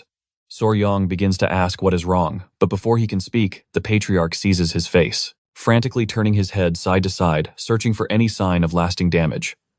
Hwan rises bewildered by her father's panic. Soryong, equally confused, assures him he is unharmed. With a sheepish smile, he reveals the tapestry of snake bites riddling his arms, casually noting that while he was unconscious for 10 days and bears these scars, he is grateful to simply be drawing breath. The Patriarch's eyes ignite with an inferno of rage. Murderous aura practically steams from his nostrils, furious that those blood cult wretches dared to lay a finger on his precious son-in-law. His gaze then snaps to Hwan, asking if she too was harmed. She waves her hands frantically, pleading for him to lower his killing intent, explaining that she is safe thanks to Soryong and the family's intervention. The Grand Patriarch clears his throat, commanding attention to reveal Soryong's legendary feat. After decimating that, Elder Soryong has now been declared the natural predator of the blood cult. Soryong averts his gaze humbled, while the Patriarch grins, his chest swelling with overwhelming pride. Soryong nervously stammers that his strategy was merely a stroke of luck. The Grand Patriarch interjects, noting that this victory has exposed a critical weakness in the blood cult's defenses. Jagal raises a hand politely, asking the Patriarch how he has fared. The patriarch finally notices Jegel's presence and clasps his hand warmly. Since Jegel ascended to such a lofty rank, their paths have rarely crossed, and it is a shame they must reunite under such dire omens. Jegel offers a humble apology for his absence. Soryong and Hwan watch the elders with warm smiles, and she whispers about their shared history. Meanwhile, Soryong's internal anxiety begins to spike. The situation is becoming increasingly volatile. Jegal invites the patriarch to take a seat as they must dissect the blood cult's movements. The patriarch agrees, but insists Soryong and Hwan join the council, as they are now key players in this war. Soryong feels the pressure mounting but nods obediently, while Hwan simply beams. As everyone settles in, the patriarch inquires about the hunt for the hidden operative. Soryong cuts in confused, asking what secret agent they are referring to. Is there a spy in their midst? The patriarch explains with grim solemnity that the blood cult infiltrated them to steal the secret blood and poison claw arts. Soryong's eyes widen in shock, asking how the enemy even knew the Tang Clan possessed such a manual. Then a terrifying realization strikes him like lightning. He slams his palms on the table, standing up in a cold sweat, declaring there must be a traitor within the clan, leaking vital intelligence to the cult.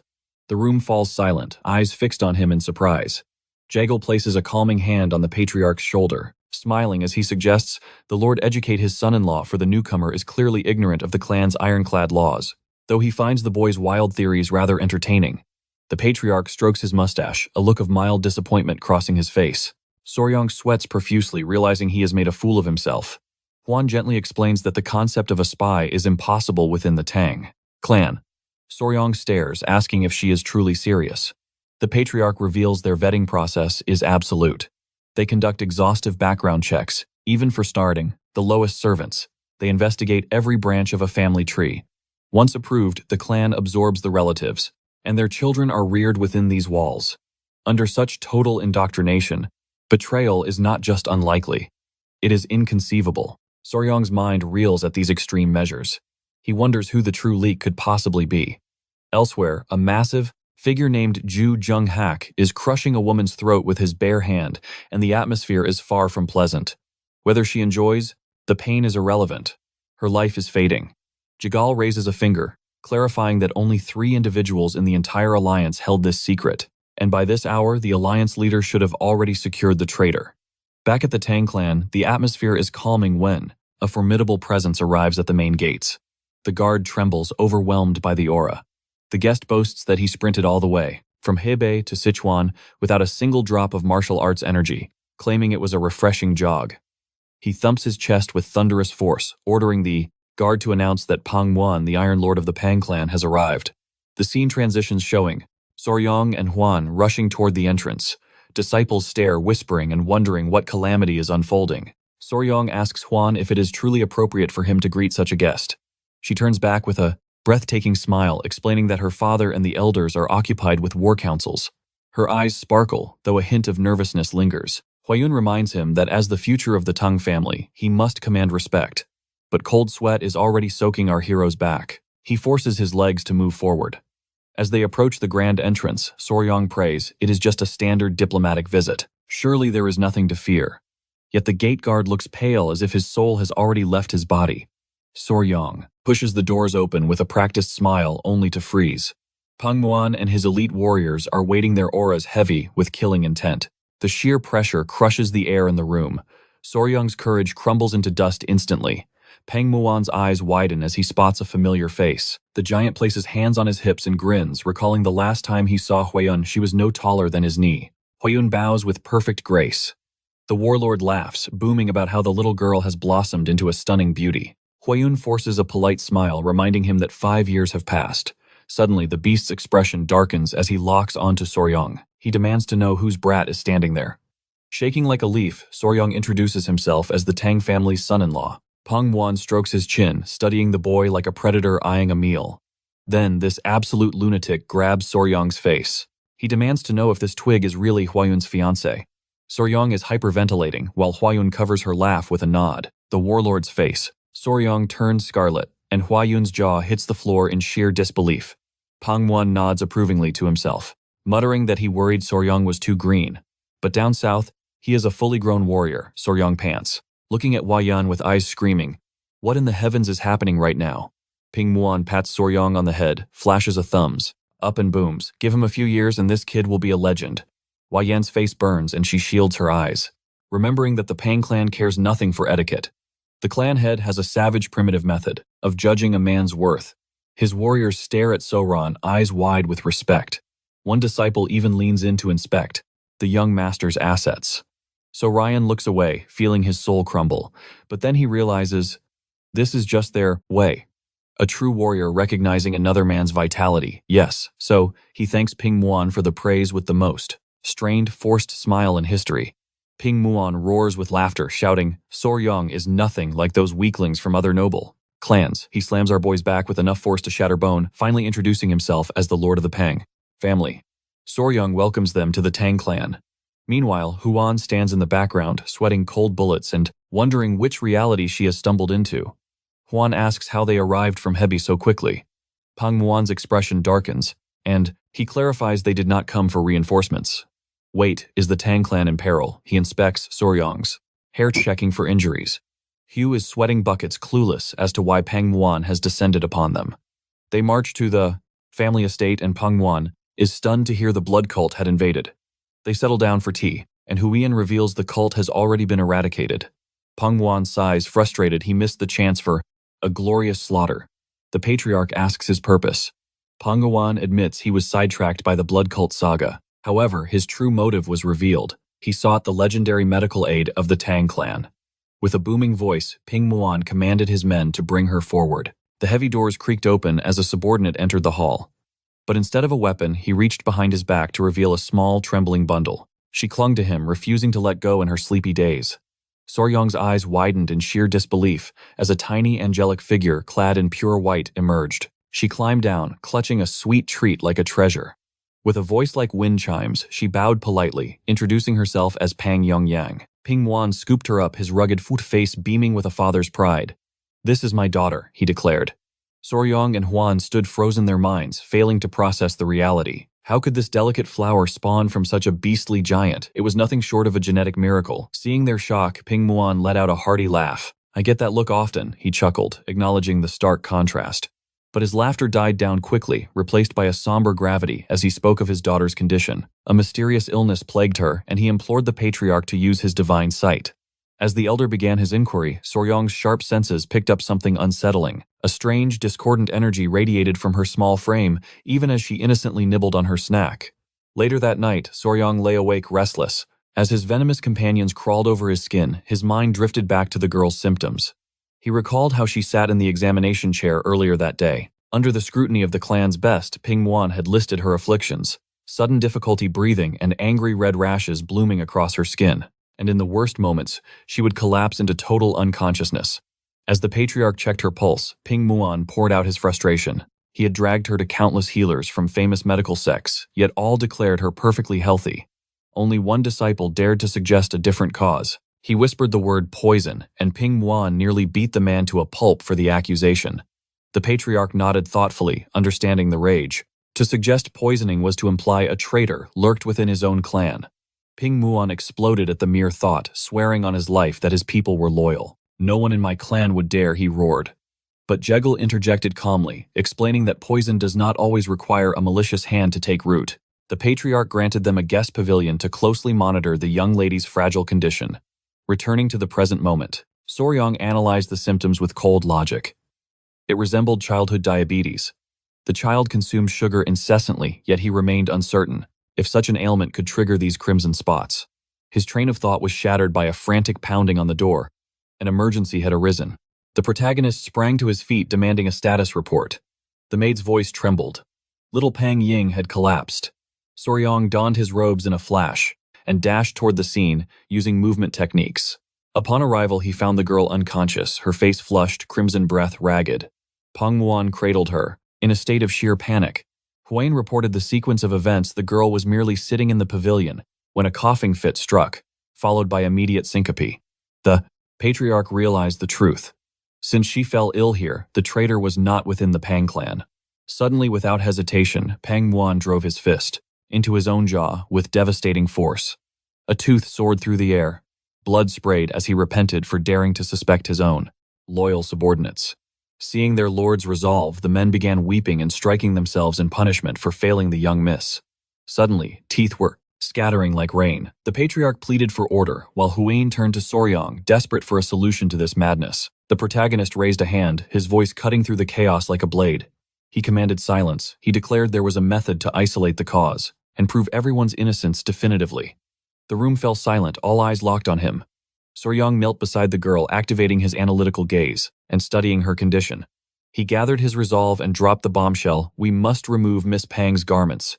Instantly, the patriarch and Huine froze statues of pure shock. Meanwhile, the massive gorilla man emitted a killing intent that could literally slaughter an army. He seized the protagonist by the collar, ready to send him 6 feet under instantly, sensing the lethal hostility. Soryong's centipede companions emerged for defense, but he signaled them to stand down. Elsewhere, the future father-in-law was attempting to restrain Pangwan. He admitted the request sounded insane, yet he believed there must be a logical rationale behind it. Huane pleaded desperately with Lord Pang to listen to Soryong's explanation before committing a bloodbath. After a suffocating standoff, Pangwan released his grip. He would hear the justification for suggesting they strip his beloved daughter bare. The protagonist caught his breath, composed himself, and began his defense. He clarified that he meant changing Yongyong's attire entirely. An external toxin hidden within her clothing or accessories could be the trigger causing her to lose consciousness unpredictably. Pangwan's jaw hit the floor. He had completely misunderstood, assuming the protagonist was acting as a pervert. Guilt washed over him. He prepared to smash his own face again for doubting Soryong, but the protagonist panicked and intervened, shouting, "Cease this self-harm." Soryong then declared that from this moment forth, the young lady would be under the Tang Clan's absolute custody. All contact with the Pang Clan was strictly forbidden. The patriarch and Huayin recoiled in shock. Pangwan pointed a trembling finger at himself. Was he included? Soryong nodded solemnly. If the daughter exhibited the same symptoms in isolation, it would prove definitively that the cause was not linked to external factors within the Pang Clan. Internally, the protagonist viewed this as a standard, controlled environmental adjustment, a technique used by elite breeders. In his past life, Soryong had raised a delicate chameleon, constantly wishing it could simply vocalize its pain rather than forcing him to play detective. Since animals cannot speak, one must systematically alter their habitat variable by variable to identify the pathogen making them ill. This was his master plan for Yongyong. This man was literally preparing to treat a human child like one of his exotic specimens. The patriarch stroked his beard, mistaking this cold logic for brilliance. Pangwan embraced his daughter, manly tears cascading down his cheeks. He begged Soryong with desperate intensity to protect her life. The protagonist accepted with arrogant confidence. He thought smugly, "I have raised thousands of creatures. A single human child is nothing in comparison." But fate loves to humble the arrogant. He was about to learn that lesson the hard way. The very next dawn, Yongyong awoke, screaming. Soryong entered a state of total panic. This was not as simple as raising lizards. She had been wailing incessantly since opening her eyes. With Huayin and his mother-in-law away gathering supplies, he was left defenseless against this unpredictable, tiny monster. He attempted to negotiate. Was it sleep hunger? But his queries were met only with higher decibel shrieks. After several agonizing minutes, he theorized it was separation anxiety. He promised her that Lord Pang had merely departed to retrieve medicine and would return shortly. Suddenly, she puffed her cheeks and demanded sweets. Cold sweat drenched the protagonist. It wasn't filial piety or illness. She was throwing a tantrum over sugar withdrawal. She wailed with dramatic flair that her stash was gone and she was destitute. Soryong suddenly recalled Huayin had discovered secret pockets, overflowing with confectionaries during the clothing change. Thinking fast, he told her she had just awakened from collapsing. Her constitution is too fragile for sweets right now. Only medicinal rice porridge can restore her strength. But he makes a pact: if she eats well and behaves, he will personally craft the finest candied fruit skewers for her. Her eyes instantly sparkle like stars. She swears to follow his every word, declaring that a scion of the Pang Clan never breaks a vow, and if she does, he has permission to strike her right in the face. Soryong is genuinely disturbed, wondering what kind of brutal education the Pang Clan instills in children to make them offer physical violence as collateral for a promise. Time flows like water, and the mighty Pang Muan is reduced to hiding in the shrubbery watching Yongyong play with the bees from the shadows. Tears stream down his rugged face because the strict quarantine rule forces him to spy on his own beloved daughter like a thief. Soryang detects his presence and demands to know what he is doing. Pang Muan drags him into the underbrush, desperate for news of his child. Soryang reports that her appetite has returned and she is being surprisingly obedient. Pang Muan is thunderstruck to hear that his fragile little girl devoured an entire plate of fried pork, all by herself. Suddenly, a servant appears, reporting that the young miss is asking for big brother Soryang. Pang Muan erupts with jealous fury. She is already calling this outsider brother. Meanwhile, the father has not had a proper conversation with her in days. Sensing the patriarch's murderous aura, our protagonist makes a tactical retreat. He heads to the training grounds where Yang is frolicking happily with the Golden King bees. She giggles, like an angel, as the insects crawl over her, licking her cheeks with affection. Soryang smiles, realizing these spiritual beasts were the ultimate key to opening her heart. The bond is instantaneous. He realizes the bees are absolutely obsessed with Yang. Since she spilled sugar syrup on her robes earlier to them, she must smell like the sweetest flower in the garden. The queen bee emerges from the hive and the child points in excitement. Soryang gently warns he heard to show respect as the queen is busy managing her empire. He thinks to himself that guarding children isn't so terrible. It feels like protecting a younger sister. Then Yang notices another bee drifting closer and Soryang casually warns her to be cautious of the stingers. But in that split second, the air is pierced by a sudden scream. She has been stung. Panic seizes our boy as he rushes to her side, inspecting the angry red mark on her arm. His eyes widen in horror as Yang begins gasping for air, her entire face flushing a deep, alarming crimson. She whispers that she feels freezing cold before consciousness fades. Soryang catches her collapsing form, and the truth hits him like a lightning bolt. This is anaphylactic shock, a catastrophic allergic reaction where the immune system goes berserk. It is when the body's defenses turn into its own executioner. Normally, when a foreign substance enters the body, releases histamine to fight the intruder. But in rare cases, the system overreacts so violently that, without immediate intervention, death is all but guaranteed. Back in reality, Soryang is sprinting towards the main manor with Yang unconscious on his back. He bursts into the courtyard, roaring for the clan head, screaming that her life is in danger again. The household rushes out in a panic, faces pale with terror, demanding answers. The massive patriarch loses all composure, and without wasting a breath, he begins pouring his profound internal energy into her meridian points. Seeing this, our boy finally exhales, realizing that while modern medicine requires adrenaline shots in this world, pure chi acts as the ultimate life support. Thank the heavens, the cultivation arts are effective. The physician, Cheon Il-seon, examines the girl and confirms the symptoms match her previous attacks perfectly. This catches Pang Muan's attention, and he demands our boy explain exactly what transpired. Soryang reveals she was stung by a bee. Both fathers are stunned, but the physician muses. It is plausible, yet we still lack the definitive cause of her chronic condition. That is when our protagonist drops the bombshell. He has solved the mystery that has plagued them for years. He asserts that the bee sting was the final clue. Pang Muan stares at him, confused and impatient. He barks at the boy to speak clearly. Soryang says, "To prove it, we must strip her clothes off immediately." And naturally, he receives a swift blow to the head for his impudence. Cut to moments later, and the matriarch steps out of the room, confirming our boy's deduction was terrifyingly accurate. The child has spots covering her body.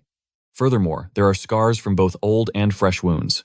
The atmosphere turns heavy until Pang Muan bows his head to our boy, apologizing for the strike, then asks, "Now that the evidence is clear, tell us what poison is targeting my daughter."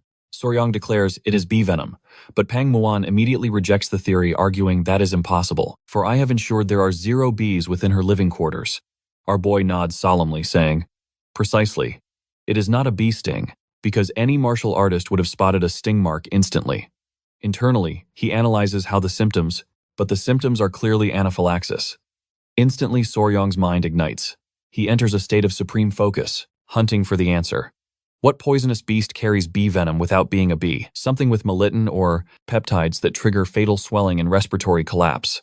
He shuts his eyes, visualizing the dense forests of Tuhan, the Hebei province. The temperate climate shifts around him.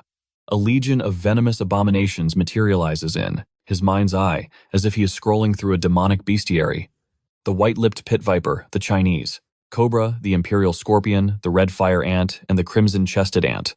Soryang strokes his chin instantly, banishing the snakes and scorpions from his mental realm. Meanwhile, Pang Muan and the patriarch are left, standing there, staring at him blankly. They wonder if the young master has lost his mind because he looks like he is debating with invisible spirits. Suddenly, the image of little Young stuffing her cheeks with sweets flashes in his mind. Where would she encounter this mystery beast daily? Then thunder strikes his consciousness. That girl has an obsession with sugar, a clinical addiction. His eyes snap open as he recalls Yang had a secret pocket sewn into her robes solely to stash contraband candy. A grin tugs at his lips. He has deciphered the riddle. He rises with the aura of a grandmaster declaring he is 100% certain it is bee venom. He asks for their absolute faith. Wei Han stares at him, total bewilderment etched onto her features. Pang's temper flares again, barking for the second time that there are 0 bees within the Tang Clan's domain. None. Void. Empty. So Ryong turns, to them wearing a smile of arrogant confidence, and drops the ultimate truth. Any disciple of the Tang Clan knows Venom does not treat all mortals equally. For some, a single drop is a one-way ticket to the Yellow Springs, while others could swallow 10 times that amount and merely burp. Pang's jaw unhinges, sweating because he cannot comprehend the high-level theory spilling from Soran's lips. The boy speaks truth, but it sounds like the language of gods to a brute. The patriarch interjects, backing his successor with a grave nod, saying, Soryong speaks the law. Even with identical toxins, the reaction depends on the vessel's constitution. That is, the first step of the poison Tao. Soryong spreads his arms like a scholar warrior, explaining that as they just witnessed Yang possesses a fatal weakness to bee venom, a sensitivity that could shatter her life. Weian stands silent, absorbing every word, while the patriarch nods with the intense focus of a disciple facing his master. Soryong's eyes burn with the light of absolute certainty. He taps his temple, signaling the conclusion of his deduction. Her condition screams of bee venom toxicity. Yet, with no hives in the vicinity, logic dictates only one solution. Pang stares at the young master, cold sweat drenching his back as the tension in the room ratchets up. Elsewhere, hidden in the grass, the queen rests upon the earth, entwined with her mate in a deceptive display of peace. A grotesque yet harmonious union mocking the chaotic struggle unfolding within the human world above. Soryong's voice cuts through the air. The culprit is indeed of the bee lineage, but a variant that defies common knowledge. Several hours later, darkness swallows the manor.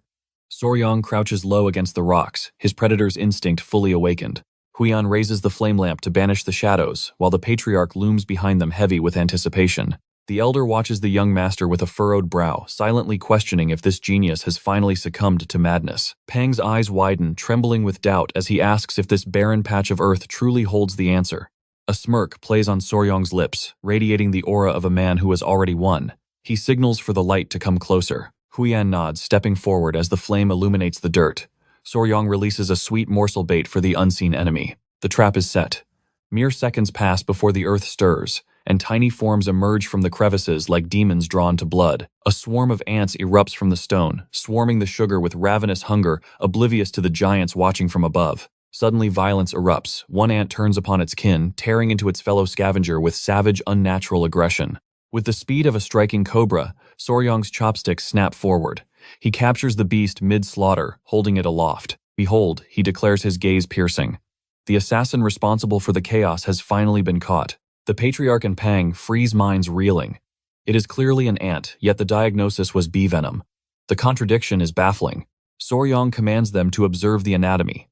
This is no ordinary worker. It is a primal ancestor sharing the bloodline of the bee. Pang squints at the wriggling insect, his mind struggling to comprehend this lecture on ancient biological lineages. Thinking, do insects possess bloodlines now? But in a heartbeat, the patriarch's eyes nearly popped from their sockets. Pure shock took hold. The tiny ant was seething with rage, and upon closer inspection, a massive stinger gleamed on its rear. It was disproportionately huge, a weapon that defied nature. They could not believe a mere ant wielded such artillery. This was far from normal behavior. The patriarch finally grasped the heavy weight of Sorang's words regarding collateral relatives. It was like the dark secret of a family lineage. Pang's jaw hit the floor, his gaze locked on the freakish appendage. Soryong's voice cut through the tension. This creature was the hidden kin of the bee, the true assassin bringing Yang to her knees. A legitimate stinger ant M. Pang stood frozen sweat, beating on his forehead, while the patriarch's mind raced to catch up. This tiny demon was the mastermind behind the young Mrs. critical condition. It belonged to the Hymenoptera order Formicidae family, better known to the world as the dreaded Asian needle ant. You might ask, why does a lowly ant wield the weapon of a bee? The answer lies in their primal blood. These wretched things share an ancient ancestry with hornets. They are literal cousins in the tree of evolution. Medical archives confirm the deadly link. Those with a fatal weakness to ant venom possess the exact same vulnerability to bee toxins. Sarang gripped the struggling beast with his chopsticks, ignoring its fury. He pointed a judgment finger, declaring the truth. He did not believe the predator targeted yin-yang specifically. No, it was hunting the common ants drawn to the sweets she carried. And since the wound masqueraded as a simple mole, they had absolutely no way of detecting the assassin's strike. By the time yin-yang regained her senses days later, the trail had gone cold. They dismissed the deadly mark as nothing more than a trivial mosquito bite. Huayan's eyes widened, the puzzle pieces finally slamming into place. The mystery of her collapse had been hiding in plain sight. Desperate, he turned to the patriarch. Is there a cure? Can we synthesize an antidote? The old man hesitated. An antidote for bee venom exists within our reach. However, for a constitution as hypersensitive as yin-yang's, standard elixirs may fail to neutralize the toxin effectively. But do you know what never fails? Smashing that like button to help Mamaru forge more legendary content.